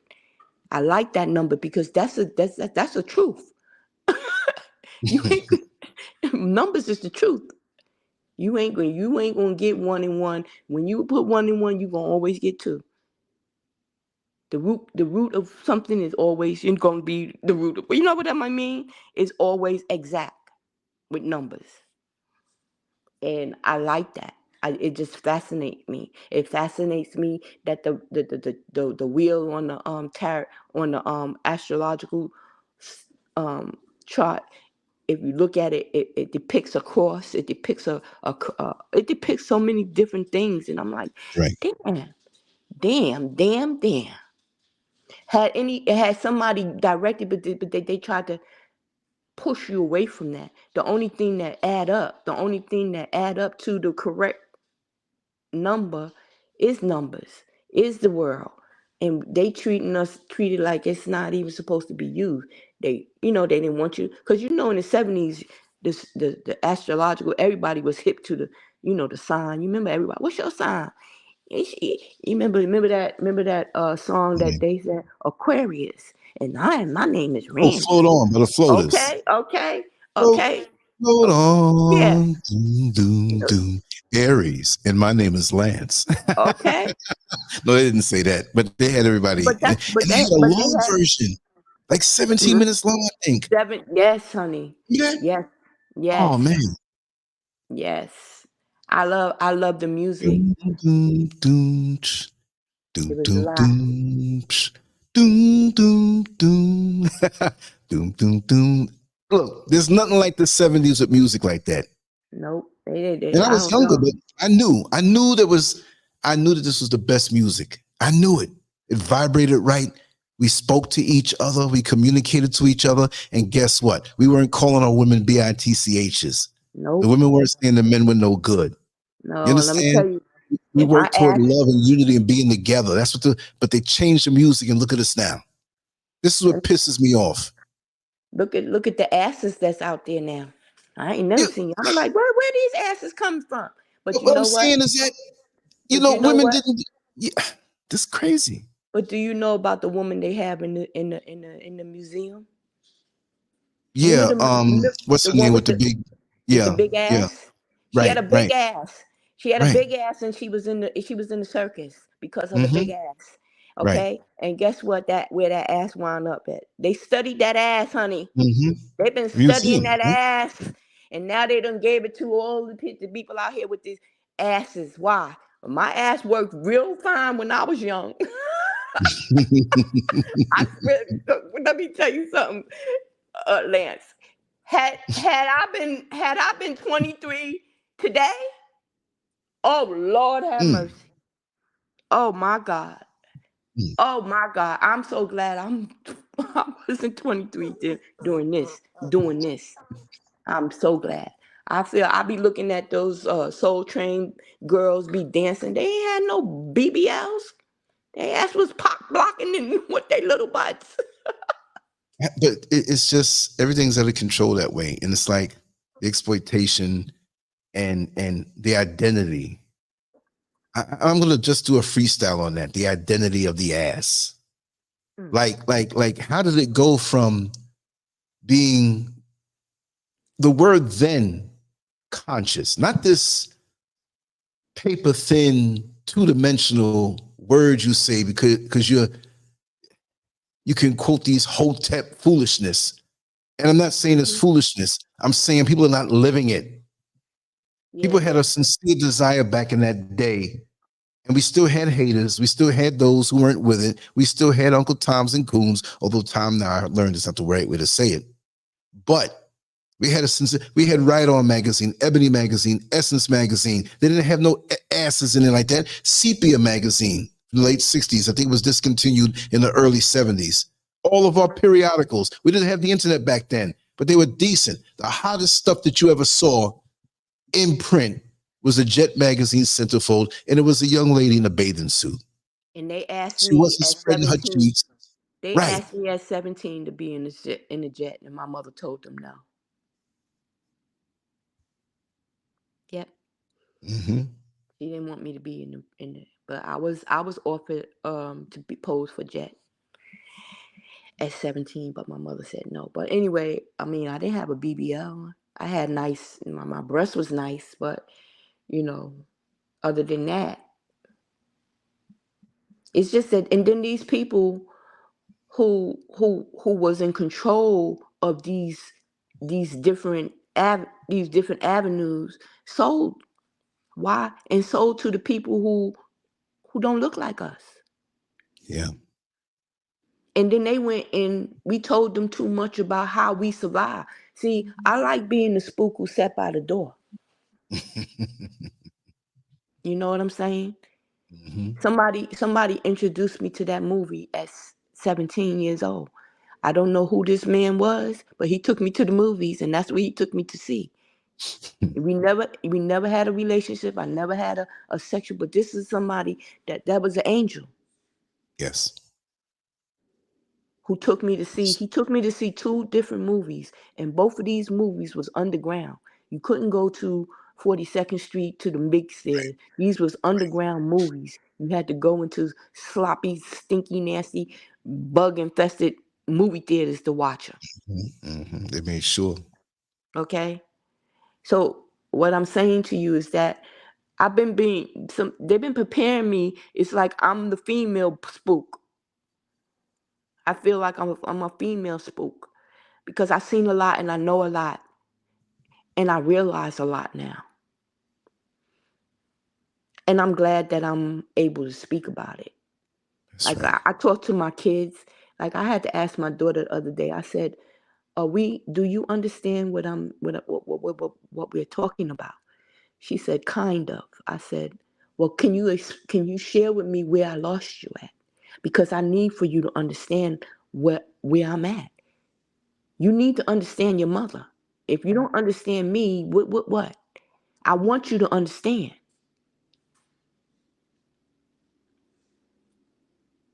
I just feel like I can't leave this earth without them, without knowing that that I feel like they're gonna be all right.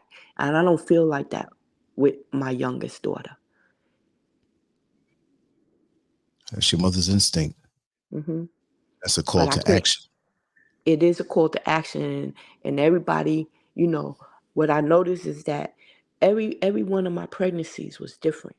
Like my oldest daughter, what I did while I was pregnant with her, how I nurtured that pregnancy. I was by myself, but I did things that I thought was supposed to protect me and her during this time. I did the same thing with my son, and then with my other daughter, but it was at different levels in my life. Different things was happening. Like it took me 8 years to have my second child, to make a decision to continue with the pregnancy, and then it took me another 4 years to have the third. But each one of them, I know they give off the exact energy that I was feeling when I was pregnant with them. Right. You know, but they do have another side to them that they probably don't. I don't know about their fathers. I don't know what their upbringing was, but that's part of them, whether I like it or not. So I have to. I don't know, but my two youngest kids are gay, and that's another thing that I'm dealing with. Right. My son is gay, and my youngest daughter is gay, Mm-hmm. and I don't know if they would have been gay if we stayed in New York, or did coming out to the West Coast do something to them. But when Right. I talk to them, my son tells me that he knew he was different when he was little, Mm-hmm. you know. And I want to know, did something happen to you? You know? But he said nothing happened to him. And my youngest daughter, she's never been touched by a man. She doesn't want to be touched. And that's a daddy issue. You understand? And I know Yeah. that. But anyway, here I am today, and it's a lot that I've been through, but for the first time in my life, I'm addressing the issues of me. I know that there's light and I know that there's darkness within me, but I need to balance it. It's always going to be there. Those two opposites are always going to be within me. I just need to know and recognize which one is which one is showing up, because one has been repressed for a long time and she tired. It's just no holding back the tongue. The tongue is, and I don't want to, because the tongue could be a double-edged sword, and I don't want to cut nobody off at the knees, and then you can't walk the next day because of something I said. So I'm learning how to speak. I want to be able to express myself, because everything that I think I know is much more that I need to learn. But everything that I know is within the circumference of my being.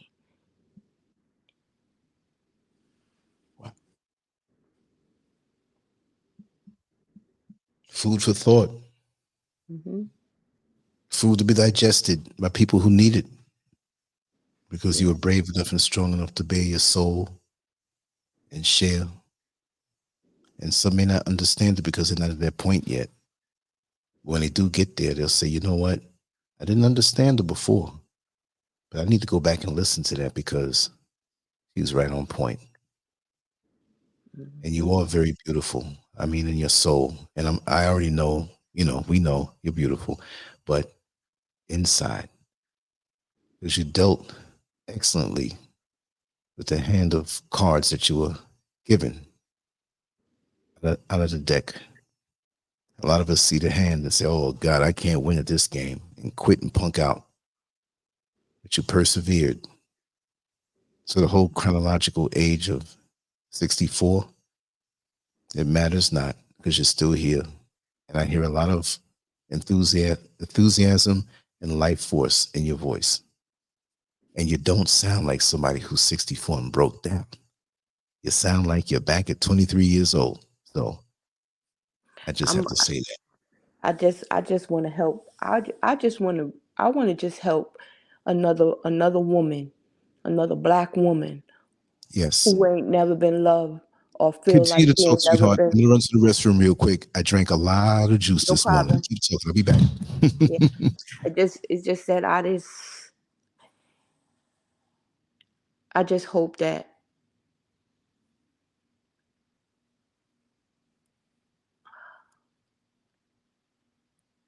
it's just I went through a lot. I went through a lot, and I'm glad that I arrived at where I'm at today. I don't mind crying because feelings come up. They come up when you least expect it, and all of a sudden you're crying, and then I have to take a deep breath and say, okay, it's okay. You feeling, feel a feeling, process it, and let it go. And I might have to do that a couple of times throughout a day. But it's okay because I know that I'm dealing with it. I'm not repressing anything. I'm not putting it over in a corner and saying I'll deal with it tomorrow and tomorrow never come, because that's what I did for the past 63 years. I was putting it over in the corner. I deal with it. But I have all the time in the world today. I got all the time to love me, to pamper me without feeling guilty because so and so might need a new something, or you know I got to go food shopping or something. I can just do me, and I can and feel good about it. Even though when I was doing it, when I was had the kids, I was feeling good too. But I was like, oh damn, I'm gonna pay for this next month. But I ain't got to worry about that right now. I can spend a lot of time on myself, and that may sound selfish, but it's time for me to be selfish for Robin, and I'm good with it.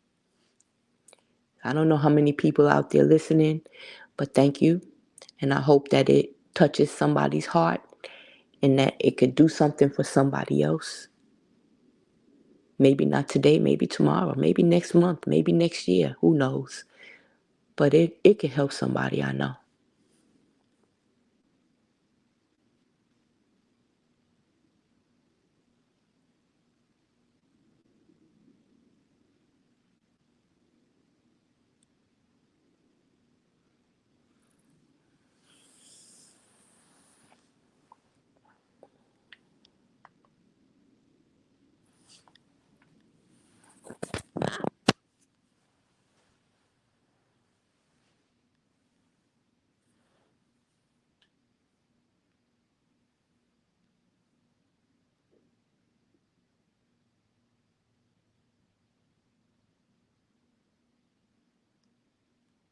Okay, I'm back. I don't know if you're still here. I just see there was a little silence.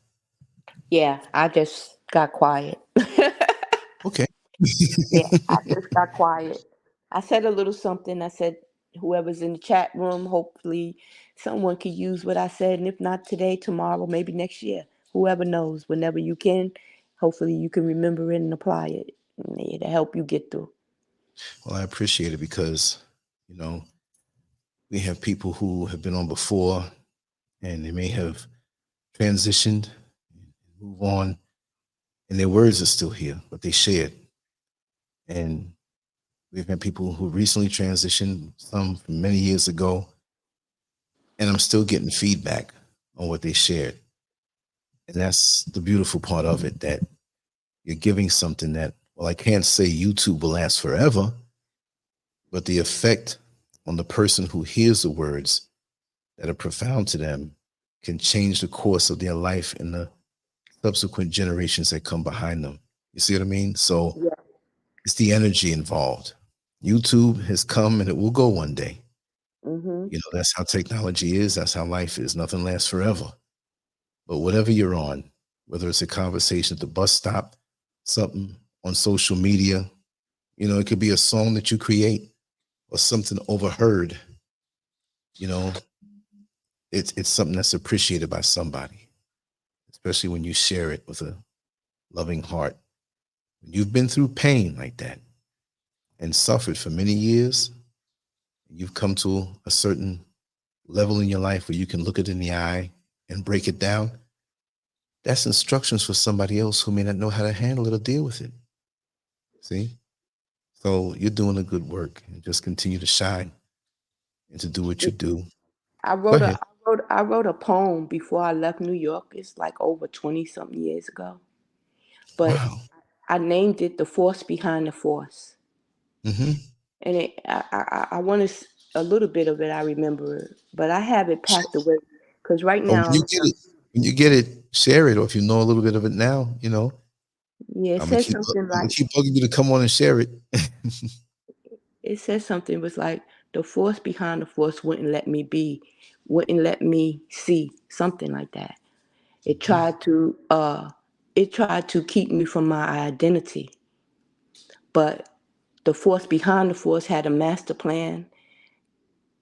I forgot the rest of it, but I wrote it and I did it some put it on a nice piece of paper. But right now I'm packed. My stuff is in storage because I'm in a transition um point in my life. Like, not only am I transitioning within myself, but my whole surrounding. I'm in a transitional phase.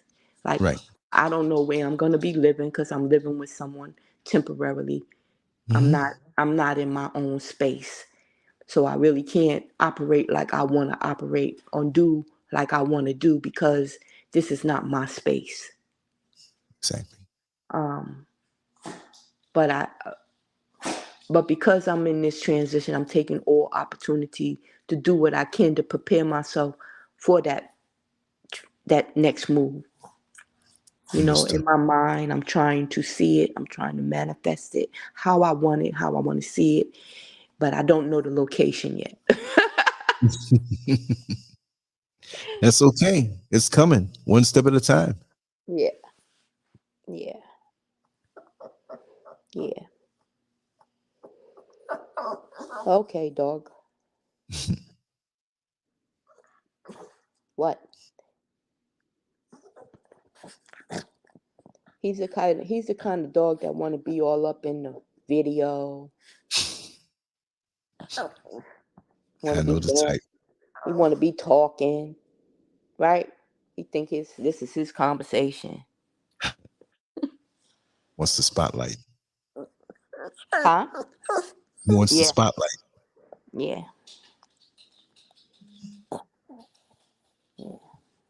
Wow. Well, if you want to relax, we could wrap it down, and we'll definitely talk after shortly. I Okay. commend you and I respect you, and I love you for loving Dr. Buzz's original Savannah band and knowing the words. Man, that was Brought my me back. jam.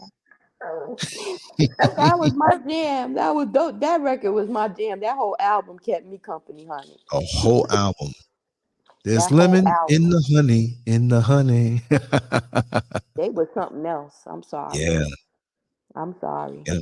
I mean, I would love to see them in concert. That's a concert that I would go to. Well, Corey Day, the singer, the lead singer, the female singer, she made her own album. I don't know if you remember that. It's back in the late 70s. She didn't Who lead the caught? group. She just made it, her own album. Look it up. Yeah, yeah. Corey Day. I've been Yeah. seeing her. I've been listening to her Interviews. story. Yeah.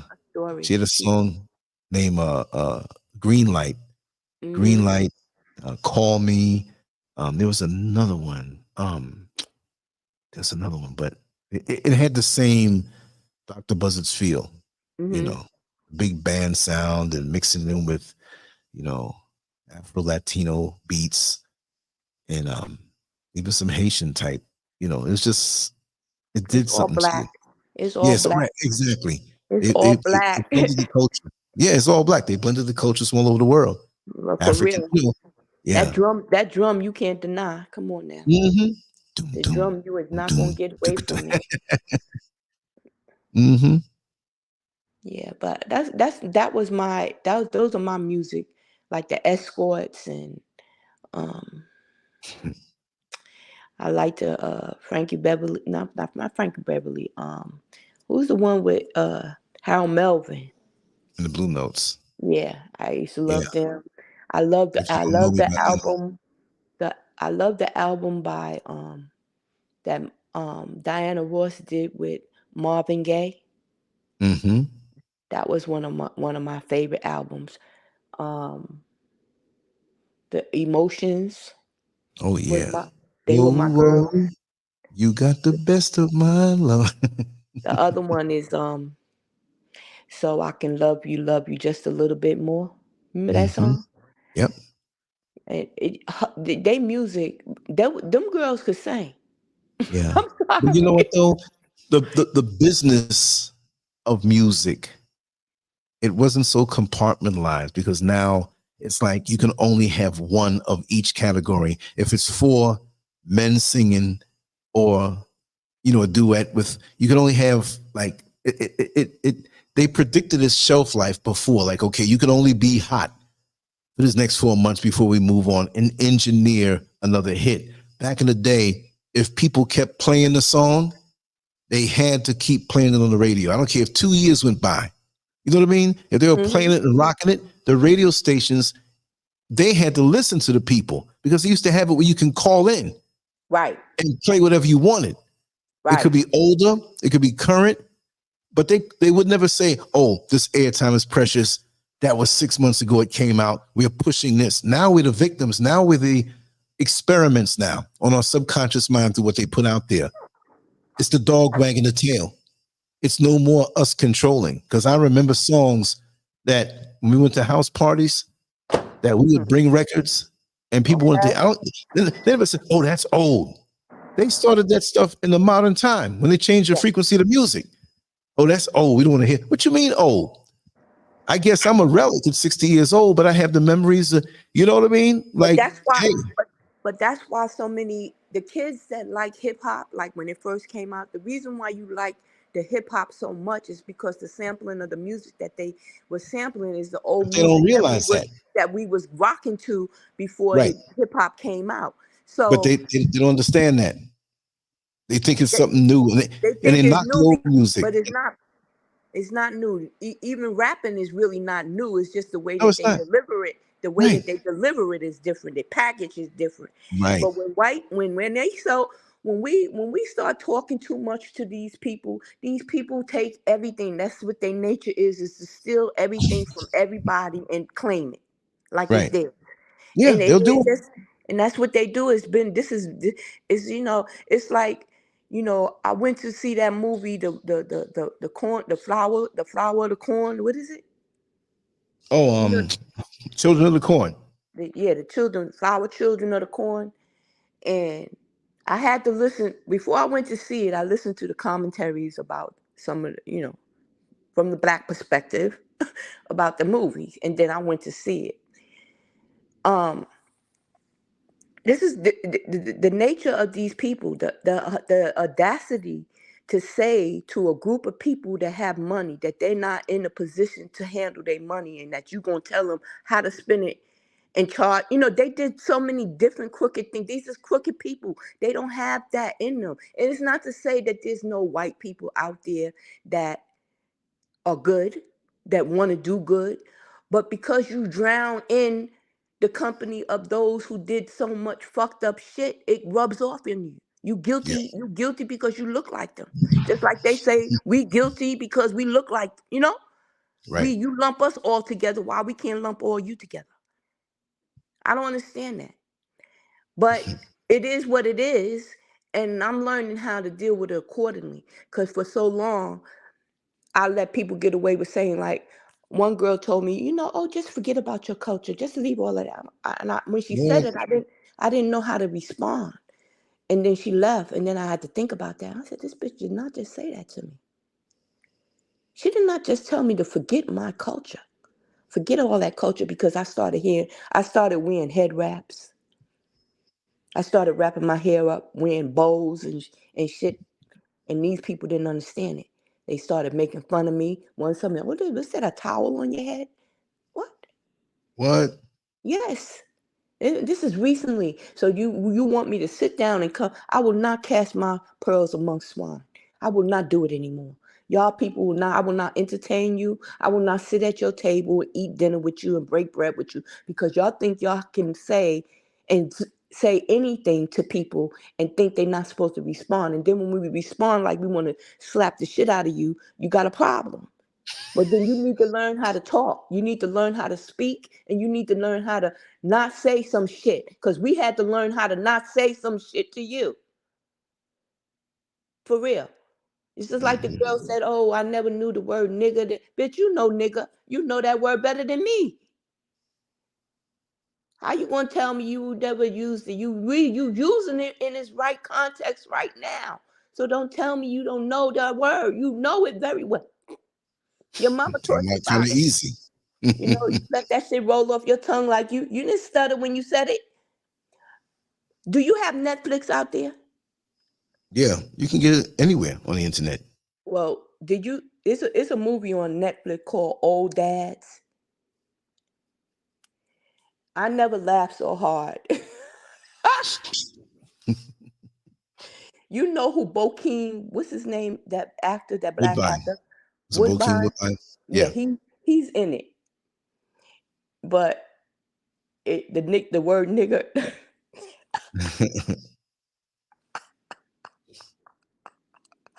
Oh my God. It's a scene in there, and it's something about the word nigga, and it's him. He's in the back, and his two friends is in the front, and they white boys, but they own a business together. I want you to just go watch the movie, because after I needed to laugh, and when I need to laugh, I try to find good movies that can humor me, because I forgot how to laugh.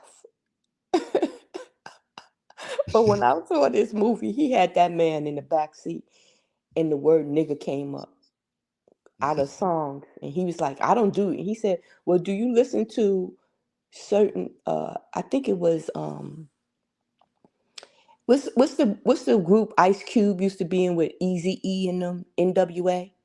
Yeah, it wasn't Oh, Ice Cube though. I think it was just Easy E and Ren and what's the other guy? Ice Cube wasn't down. Ice Cube was down with Easy E at one time. Oh, he was cool with him, but I don't think he was in.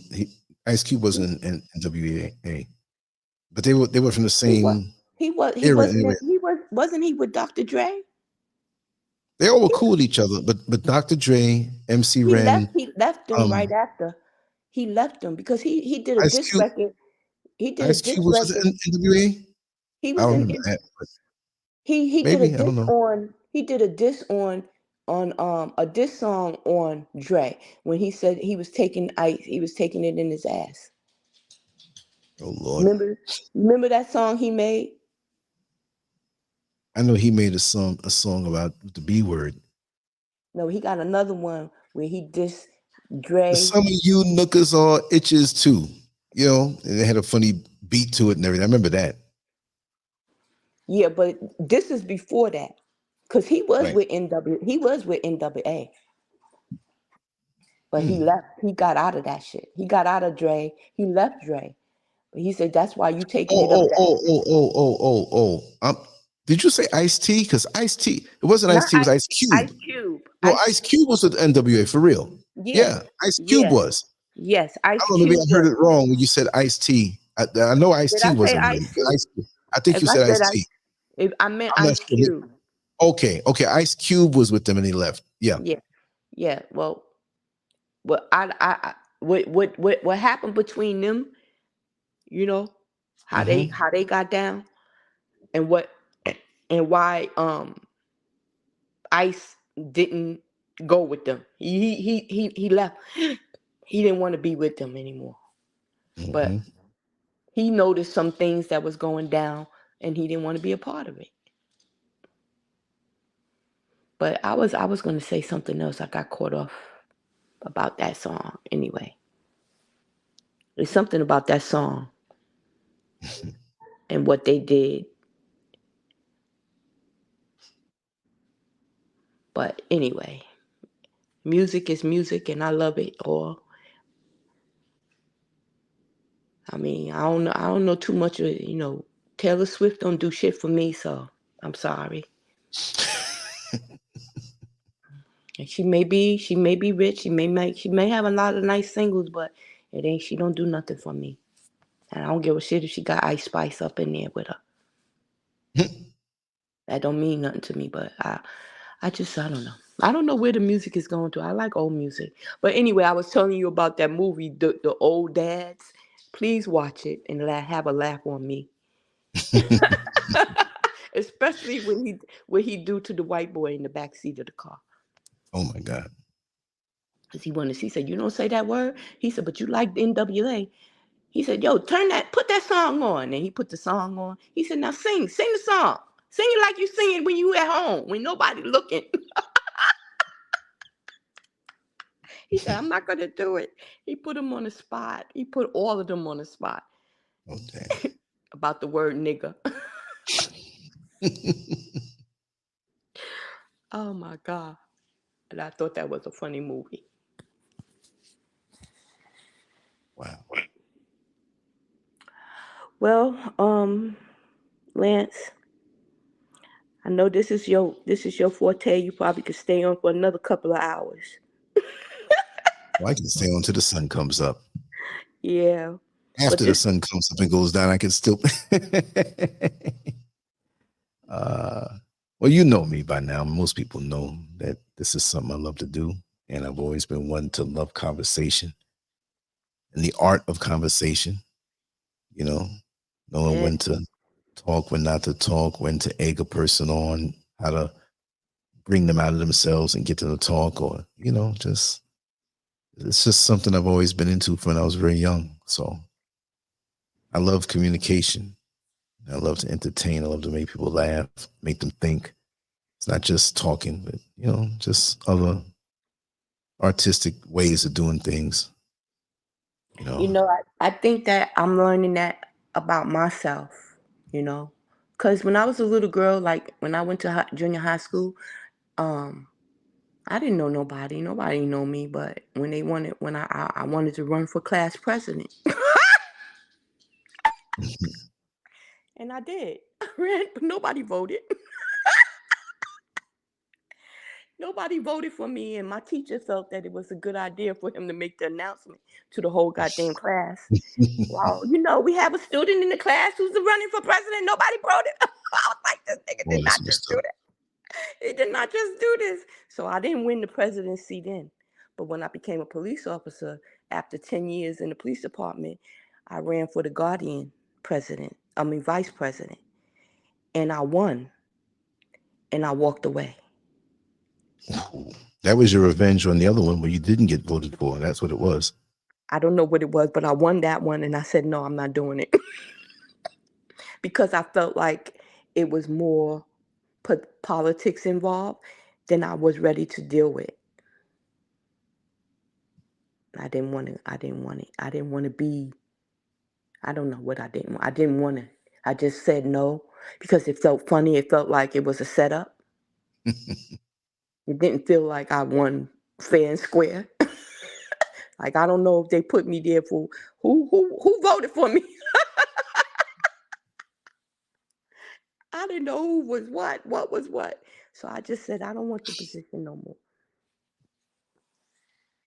But I'm finding that about myself. Like, I like talking, but I like making sense. I like logic. If it don't make sense, I can't rock with it. It gotta feel like it's supposed to fit something. If it don't feel like it fit or something, I can't go with it. And that's what I've been doing. I've been settling with shit that don't fit. It don't fit. Don't make it fit. Don't try to force it. Go, it's okay. The biggest thing that I did was walk away. Walk away from bullshit. Wherever it's coming from. And whoever's giving it. I don't differentiate. Family don't make you special. DNA sharers. No, it don't make you special. As in anything, it makes me expect a little bit more from you than I expect from everybody else. And when I don't get it and you let me down like everybody else, you get to be treated like everybody else. The only person that don't is my mother. I just have a hard time with that one. I may not go in front of her. I may not, I may hide from her and stuff like that. But that's my own mechanism of coping with my mother, to just save face, not to hurt her feelings, because I know how that feel when people hurt your feelings and let you down. And I don't want to do that to her, Mm-hmm.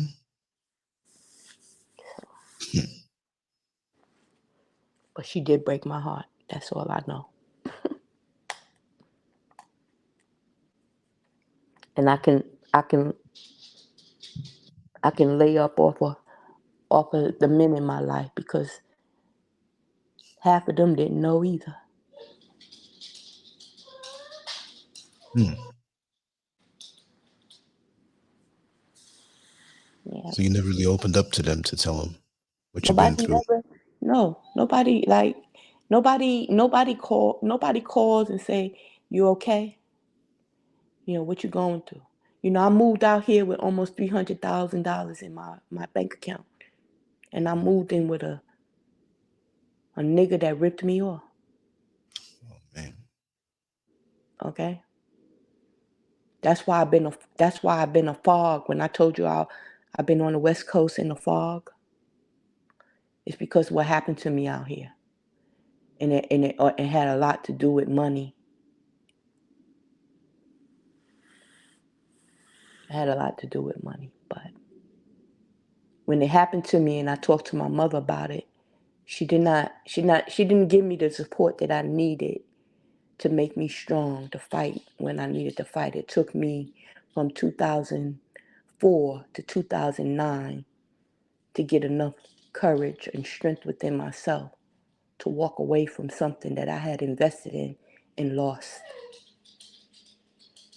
And all my mother could say to me, well, you had to make a decision, not that, where that motherfucker at? Let me talk to that nigga. Or, Right, right. where, got my back. What? He did what? We getting that money back. No, we getting that shit back. No, we getting that. Exactly. No, none of that. None of that. None of that. This motherfucker ran off with all my, left me out here. He did me dirty. None of that. None of that. Nobody talks to me about that. So,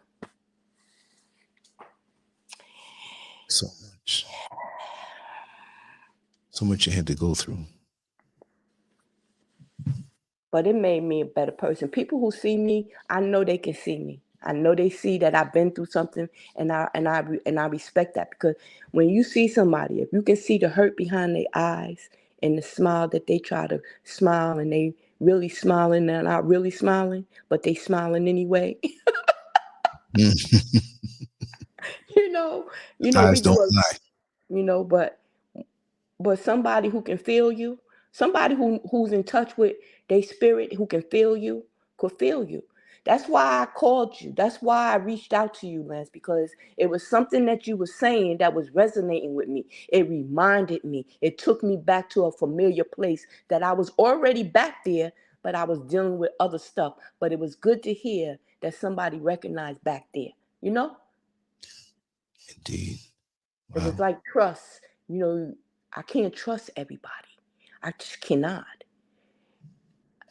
I don't mind sharing my story with people, because my story is my truth. And Right. I don't have nothing to hide from it no more. I'm not ashamed of it. It is what it is. You ain't gotta like it.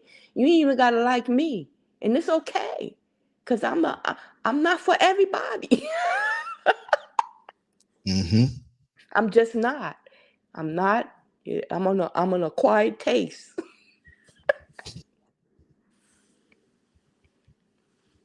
That's what I am. I'm an acquired taste.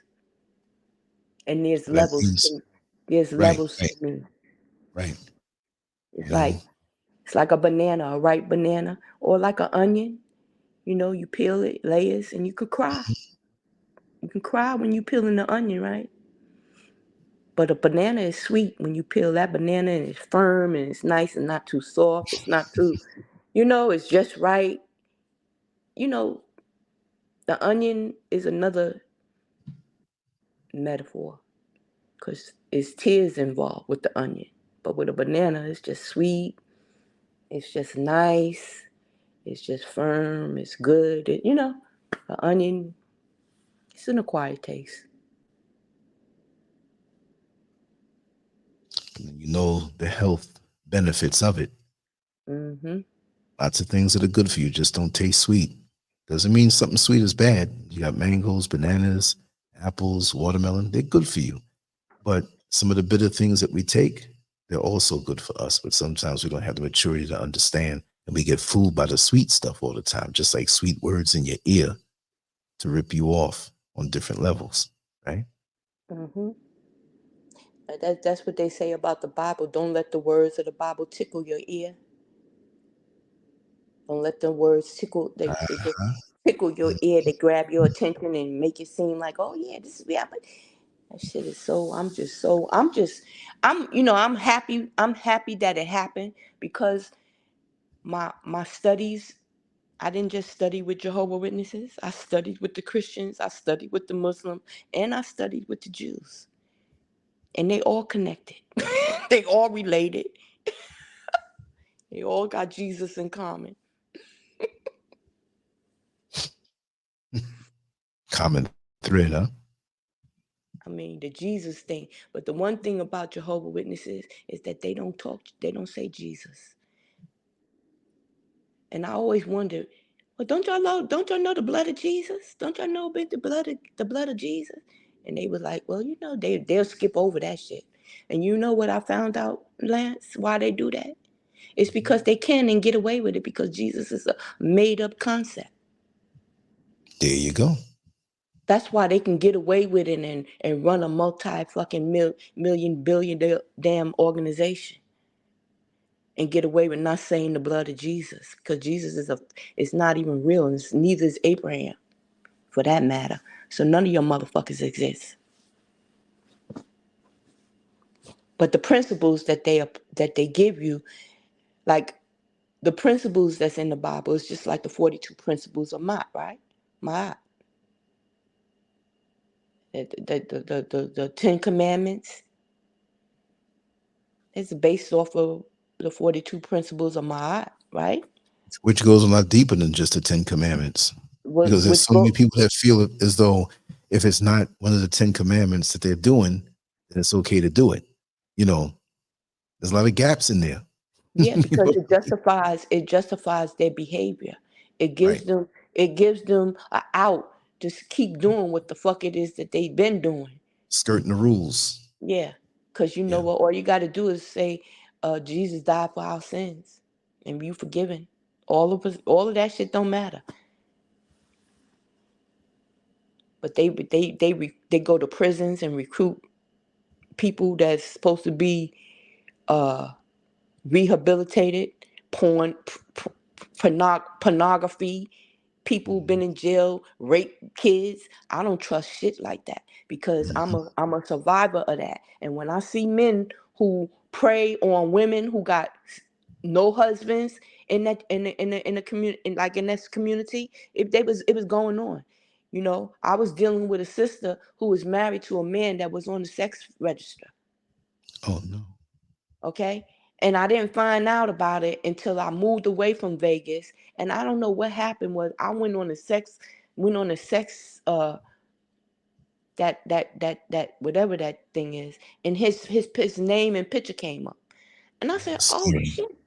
I said, this nigga's a Jehovah's Witness.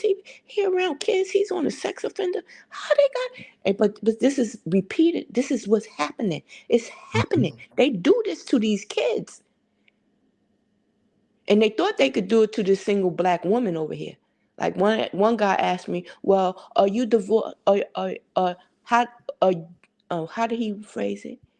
Are you still married?" I said, "No, I'm not." He said, "Well, did you have scriptural grounds for a divorce?" I looked at this white motherfucker, Lance, and I said, "Well, what do Mhm. you want? You want a doctor's note or something? The fuck you want?" I said, "What grounds?" He said, "We got to keep the cleanliness of the congregation." I said, "Well, I wanted to say, well, you the dirtiest motherfucker up in here, asking me, do I have scriptural grounds? The nigga could not stay in my bed. I was sleeping with the enemy. How about that?" Wow. He want the cleanliness.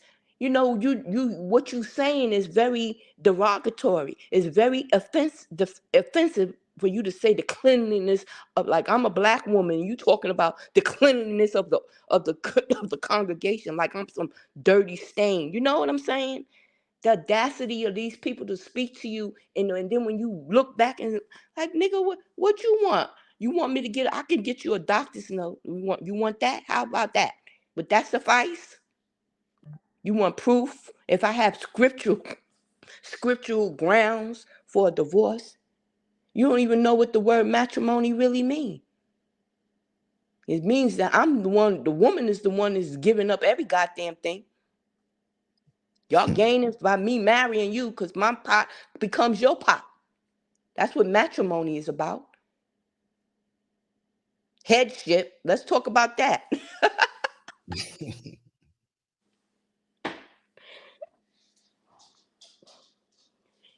So this is where one white boy is telling me he don't want to embarrass me almost a year and a half ago has gotten me. One little comment took me down to learn about Robin and say enough is enough. I'm not sacrificing myself for y'all. No, not you, not nobody. Not no more. Bye. Change my number. Change my telephone number. They can't call me. What they was doing was they was emailing me. Kept emailing me until I told them this is a form of harassment. I told y'all bye. Stop talking to me unless y'all want to get cursed out. Y'all want to hear me say assalamu alaikum?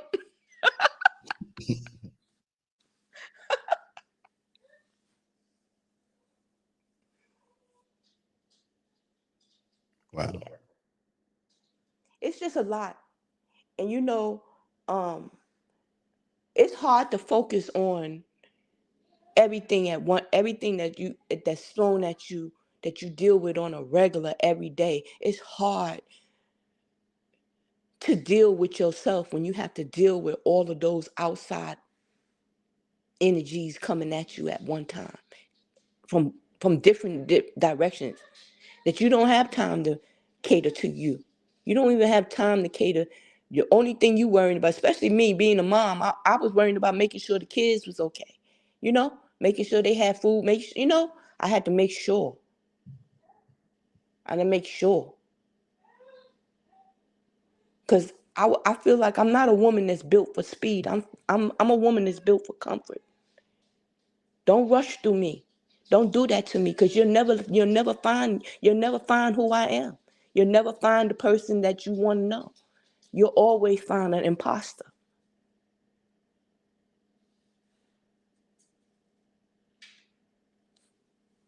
It's true. So communication is important. I didn't always know how to do it, but I love wearing the color blue. And blue is the chakra for your throat. So speaking is it's where your speaking abilities come from. I wasn't, like you said, you wasn't, you don't have, like, it's not an education that you get from the books or the schools. It's an education that the universe is giving you. And you just take it. And I listen, I'm paying attention to it now. And it's just the synergy that's coming up for me. It's just, I'll be like, oh, did I just talk that up? Or why? I just said this. I just was looking for something. What? It's like, wow. Okay. That's a You don't beautiful. realize it sometime. You just manifest certain things and you're like, wait a second, I just thought about that. Let me try Yeah. this again. Yeah. It's like, how you gonna win if you ain't right within? I mean, I love the miseducation of Lauryn Hill.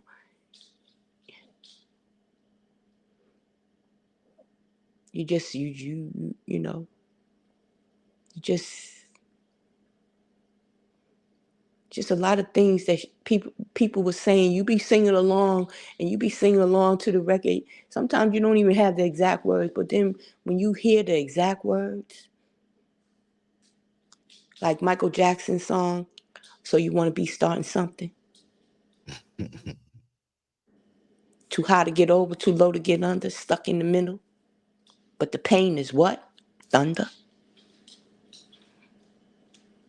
I'm with it. I'm with you, Mike. I hear you. And Billie Jean is always talking when ain't nobody else. They call her Martha Motor, honey. I mean, when I went to see that movie, the Flowers of the Corn. Is that the name of it? But it's about them Indians, the Osage Indians. But right before what they did to them, Tulsa, Oklahoma was having fires. They was burning down the niggas. For real. And then right around the corner, they was robbing the Indians. So why would anybody want to live back in Oklahoma? It should be a destituted place. But you don't know. It's just like that Lake Lanier. What's that Lake Lanier? People died up in there. It's just too much. It's just too much cover-ups. And then they don't want CRT in the school. Why? Because you don't want to make the other white little kids feel uncomfortable. But it's all right for us to be big. We've been uncomfortable for how many years? That's right. It's just sad. And I blame it on the education system. I blame it on the religious system. I blame it on them. I blame it on them that my mother didn't know how to love me. I blame it on them. But I also blame it on whoever was zooming her. Shit. Where was your mama? And what was she telling you? Everybody don't want to take accountability. It's time for people to stand up and take accountability. Like I talked to my grandmother and she dead. Cause I be like, Mama, okay? You know.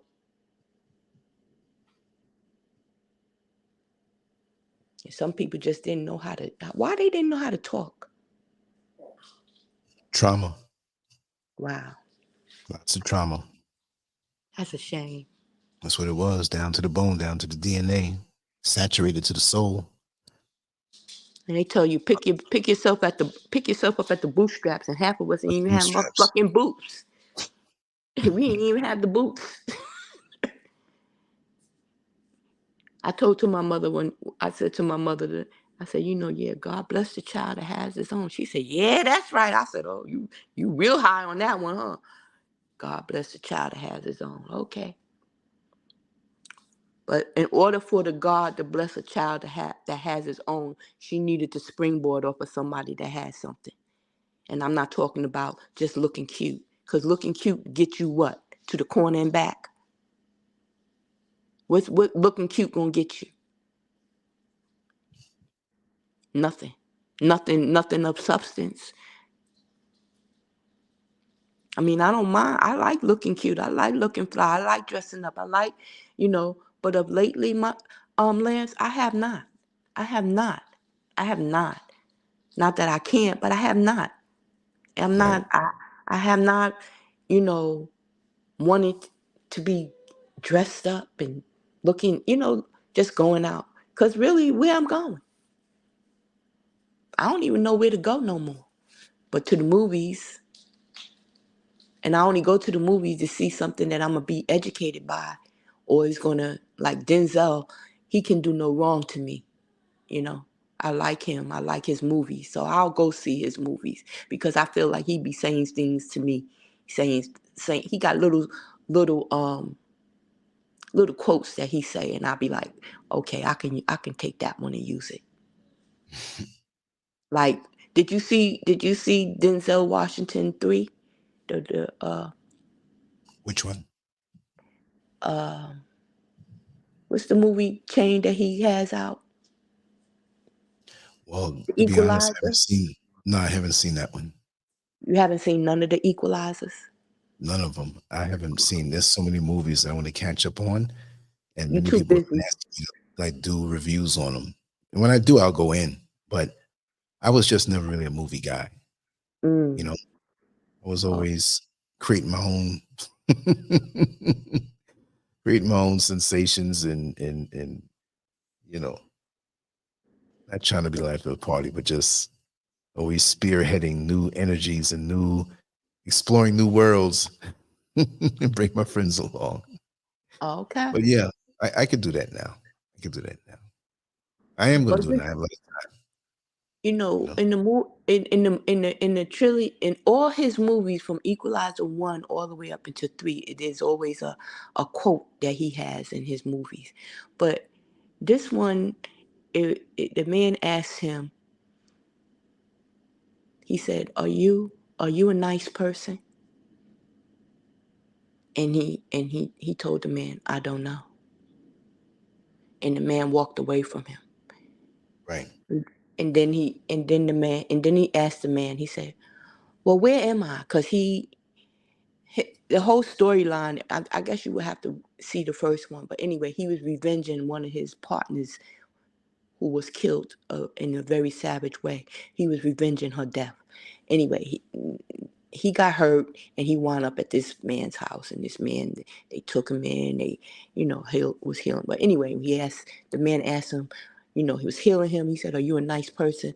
And Denzel says, "I don't know." And then Denzel says, "So where am I?" And the guy tells him, "You're where you're supposed to be.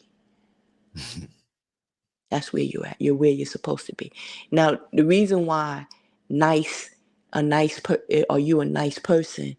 And when Denzel said, "I don't know," it touched my soul because I learned that the word nice means stupid.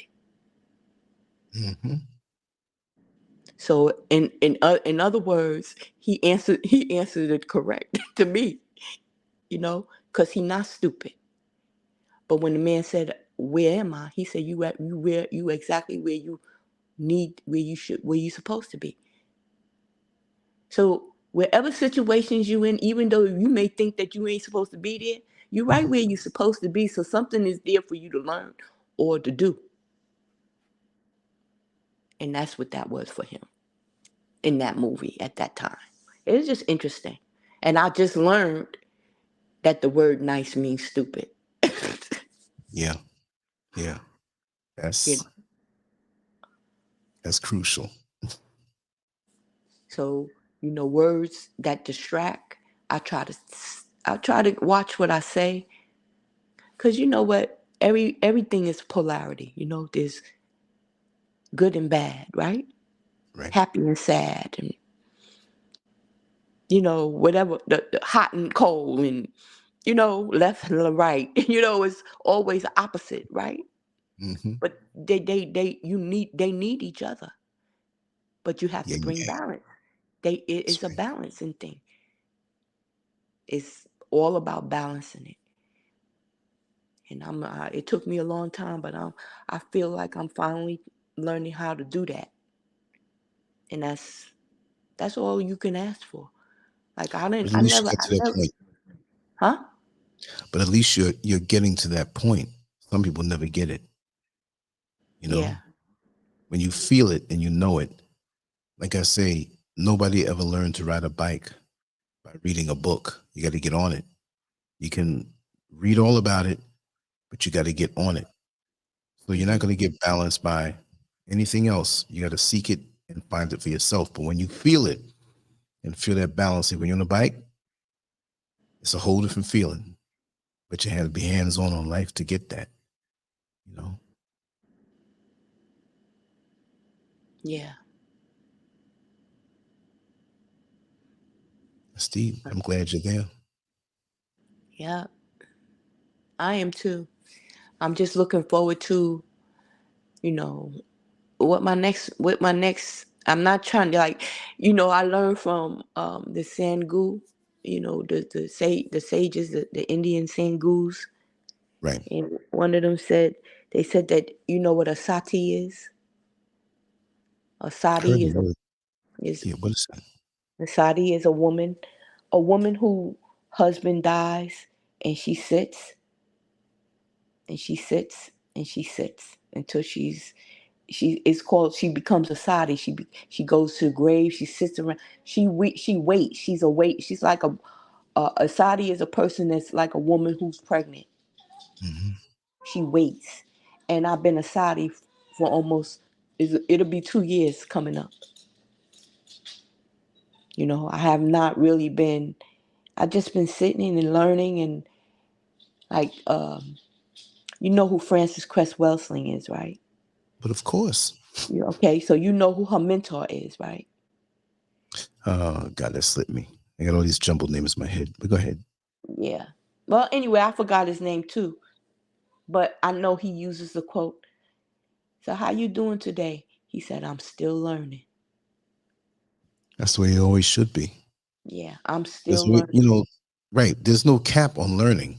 None. I have an insatiable hunger to learn from young, just reading and reading and reading and talking to people and meditating and just observing. Nature can teach you a lot of lessons without you having to talk to anybody. You go out there and you watch the ants, you watch the butterflies, you see the plants, you see how things operate and they work. I learned a lot today. I'm going to learn a lot later on before I go to sleep. I have nothing else to do but learn now. So I'm on an accelerated course to get, to that point. And in the frivolous things of this world, it just, I have no interest in it. You know what I mean? It's like, wow, I've been missing, and I've been learning, but the change of atmospheres has just brought me to a whole new level of focus. And I just want more, and to share more, to share more. But that's the whole thing that they kept us away from. They kept us away from sharing ourselves with each other. They divided us from that. And that's why we so separate. Because they get together and talk about shit all the time. They talk about that. They talk. What they do is one thing they do is they talk. They having conversations, but we ain't having conversations. And we so messed up in our heads that when we try to have conversations with people who have been brainwashed to the extent that they can't even see. They so blind they can't even see the sun. They can't. Even if the sun was in their face, they wouldn't know it was the sun. That's how blind. That's how miseducated they are. I grew up. My mother, my stepfather. He was in the Marines. Okay, but he knew my father. He knew my father because they all grew up in the same area. They grew up in the same. He went to school with my mother, the same school. Anyway, this man, and when I say the love I have for him is not a natural love. You know what I'm saying? It's a love out of him being there. Being there and being around for so long. I don't even know if I can call it love.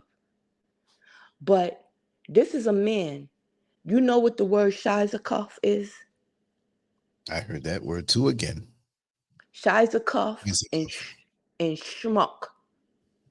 You know what a schmuck is, right? An idiot. Okay. What words are these? These are German words or German words, right? Could be Schmuck, German or Jewish. I know Jewish. it.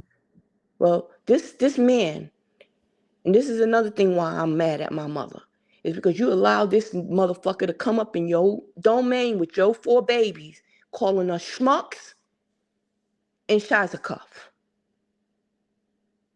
Shitheads. We didn't know what that shit meant. But you was in a position to teach, nigga, and you didn't. For whatever reason, you felt that you didn't have to because you wasn't our daddy. I have a problem with that. I have a problem with you coming in on a woman with 4 kids, and we looking at Tarzan, and we looking at Tarzan getting his, beating up all the black motherfuckers on TV. Because that's what it was, right? Wasn't Tarzan beating up all the black people? Beating on his chest. Didn't even belong there. And but he in the jungle fighting with blacks. They got black people. He beating up. And we looking at it, and this man get mad at us, cuts the TV off, and stand us up against the wall, 2 inches from the wall, and tell us to stand there, calling us schmucks and Shizerkoffs. We didn't know what that shit meant, but when I found out what it meant, I looked at you real fucked up, because you ain't. Why would you do that? And now we got to grow up and live in a household with a man who, if he loved us, he sure didn't show us. He didn't help us with no homework. He didn't walk us to school. I don't understand how people do that. I can't. I won't do it. Nobody's coming in, and especially if you're not going to show my kids love, you cannot love me and not love them or care about them enough to teach them something. If you didn't want us to root for Tarzan beating up the if you didn't want us to fucking know about that, if you didn't want us to laugh and happy about that shit, then that was a teaching moment for you. And you should have stepped down and taught us something about what we was watching. But no, you want to call us a schmuck. And you know what? I'm laughing because I'm laughing not to cry. Because I don't know how you allow people to do that to your loved ones. I don't care who you are. That's right. You're not coming up in here doing that. It don't feel right. It's not right. Don't sound right. And just because it was in a language that we didn't understand, we grow up. And we find out. And then we look at you stupid. Like, you couldn't come up with another word? So you tell me what that was about. What was that about? What was this man thinking? How you live in a 1-bedroom apartment and you put 4 kids in 1 bedroom? Look, and when I say this, I'm saying this because this is what's coming back to my memory. We live in a 1-bedroom apartment. You put us in the bedroom and you take a living room for you and your life. Okay? There's 3 closets. 2 of them are walk-in closets, and one is, well, all of them was walk-in, but they were small. One was small, and then there was 2 big ones. Why you and your man each got a closet, and you put us 4 kids in a little ass closet? I don't understand that. Because you didn't want to go to the projects. So we lived in tenements. She didn't want to go to the projects. That's one good thing that I can say I didn't have to experience, is the project syndrome, Could you imagine? Right. Because that's a whole nother monster, beast in itself, living in that. But not to be loved by your mama, or not to be, for your mama to break your heart the way I feel my mama broke mine, and then for her to allow a man to move in on us and treat us in a non-loving manner. I can't. I hold you responsible. I hold you responsible for how I turned out and how I repressed so much. I was raped by a police officer. You mean while you were a police officer in While New I York? was a police officer out of the academy, Lance, he was supposed to be my boyfriend, but he took me to Left Rack City because he I know lived in Left Rack City good. I'm a Queens guy. Oh he lived God. he lived in Left Rack City, him and his family, and they had more than one apartment because his mama and his father lived someplace, and then his brother and them had apartments around. And we went to one of the brothers' apartment in Left Rack City. He was supposed to be my boyfriend. My mother knew him. I introduced him to, but it was right. We was in his apartment, and he said something, and I must have, what? I'm not doing it. And this nigga grabbed me by my throat, pulled me up by my neck on the wall with his hands around me and told me, don't you ever in your fucking life think that you can come against me because you're a cop. And I was like, I was looking at him and I was like, in my mind, I was like, oh, I got to get the fuck up out of here. How am I going to get up out of here? So I was like, I want to go home. I don't want to stay here. He said, you're not. And then they had like the locks. It was like a padded lock. It was, I don't know what kind of fucking apartment it was. But he began to want to have sex. And I was like, I'm not having sex. He said, you're fucking me tonight. Oh, Damn. you gon' fuck tonight. And that's exactly what he did. And in my mind, I was gone. I was not even there. All I can say is this nigga, if I ever get out of here, he will never see me again. And I took that shit with me all the way to rehab. And when I came back from rehab, it came out in one of my sessions. And the lady said, where is he at now? The female officer that was working with me through my recovery asked me, where is that man, that police officer at now? He worked in the 7-8. That's where he was NYPD, but I went to transit. But this man raped me. So ain't nobody loved Robin.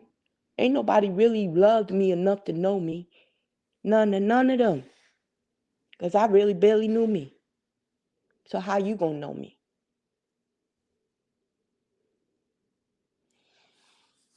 Wow. But for people to do that to people, and then you internalize it because you think it's your fault that you did something. That's why you don't report. That's why you don't. I could have had his job. Like I could have had most of these motherfuckers' jobs for doing some of the shit they did to me. But when you naive and nobody is teaching you how to fight and stand all 10 toes down in your shit, but you need backup. You can't fight by yourself sometimes. But that's what I learned to do. I learned how to fight by myself. And it's been lonely fighting. Imagine. Yeah. It's really been lonely. That's why I had a failed marriage. Because, you do these things thinking that you getting a partner or you get somebody that's gonna stand in your, in the trenches with you and shit. At least that's what I wanted. I don't know what everybody else fucking wanted. I wanted somebody to work with, somebody that was going to lead and I could follow, not lead me in the motherfucking the drown or lead me in the gut. Lead me someplace where we can Leave you. prosper. Yeah. Leave you for dead. That's not what I want. And for the past since 2012, that's what I've been by myself. And I've learned how to cleanse myself totally, for real, mentally, emotionally. I'm cleansing inside and out.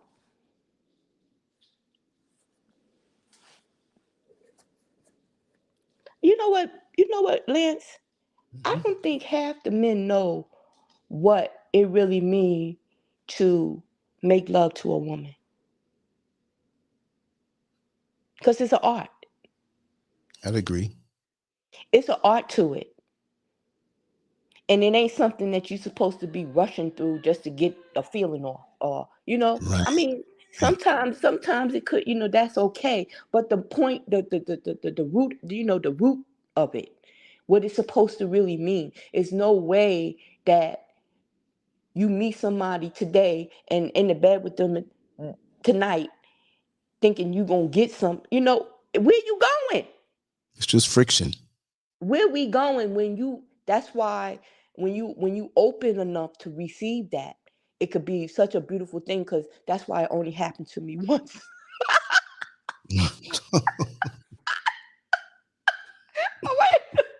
I was like, this shit is too good to be true. Cause it didn't happen. It didn't happen for me with none of them. And I'll be like, damn, what the? But when I told you I was approved, some girls told me that I was approved. They said, you 32 years old, you never had an orgasm. This is what you're going to do. They told me what to do to find out about Robin. At 32, 33 years old, I'm trying to learn what it is. What this orgasm thing, because I just didn't understand it.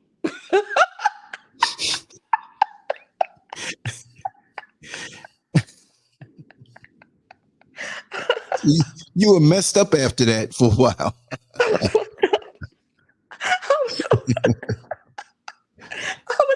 I was so mad. I was so mad. I was like, Man, that it took so many years for you to realize this feeling? for real.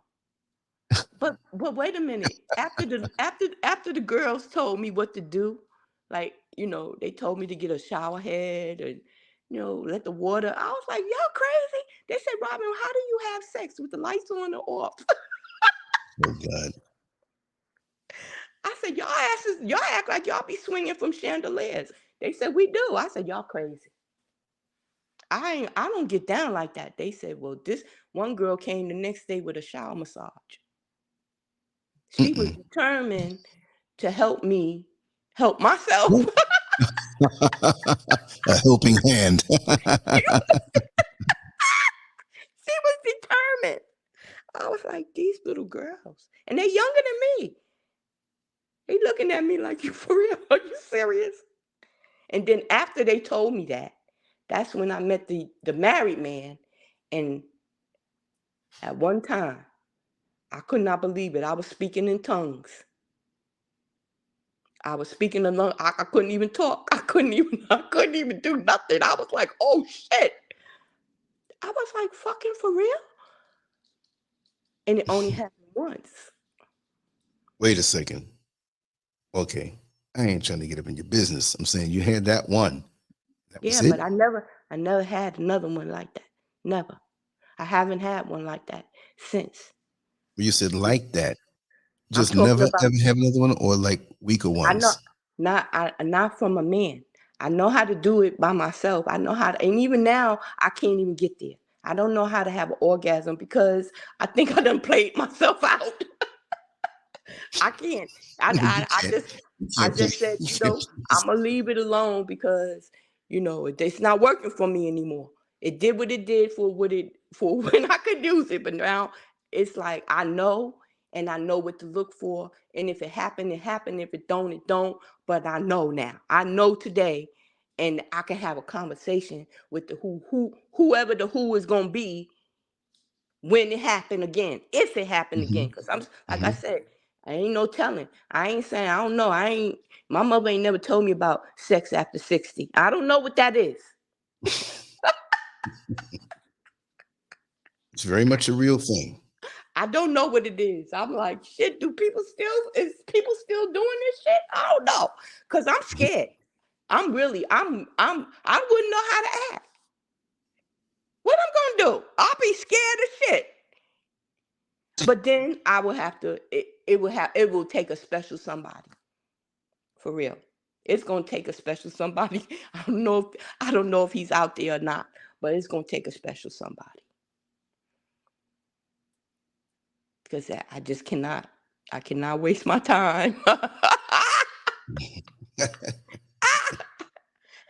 I cannot waste my time. It can't be for nothing. It just cannot be just to be doing stuff. Nope, not today. Wow. Yeah, nobody knows.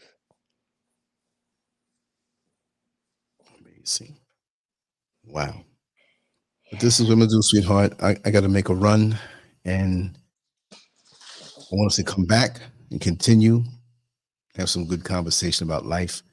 That's what it's all about. Well, I'm into human nature and all those things. And you I go want and you to have have it. a few Huh? words to write it down. I want you to share a few words. I just want to say how much I appreciate you, and just leave some words for those who came for the title, topic, and just leave them with something that they can walk with. I leave the collective with this.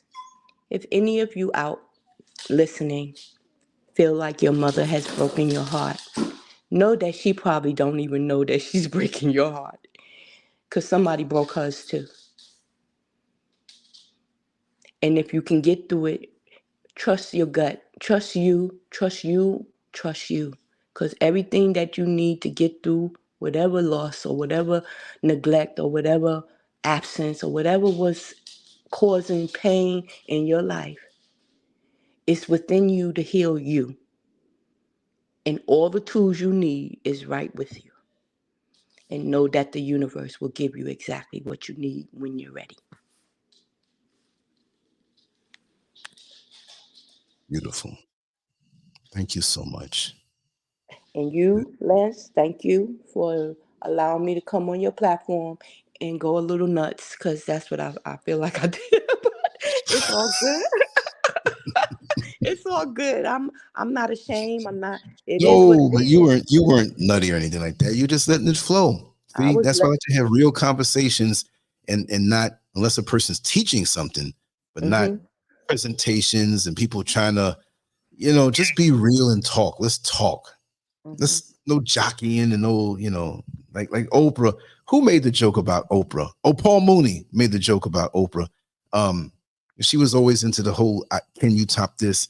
And somebody said that their mother tried to abort them, and this is a joke, right? Mm-hmm. And Oprah in this joke said, "Yes, yes, my mother tried to abort me too, but the coat hanger, I held on, I held on." Like it's your story, but you know, let's just be real and tell it like it is, and grow from it and be sincere about it.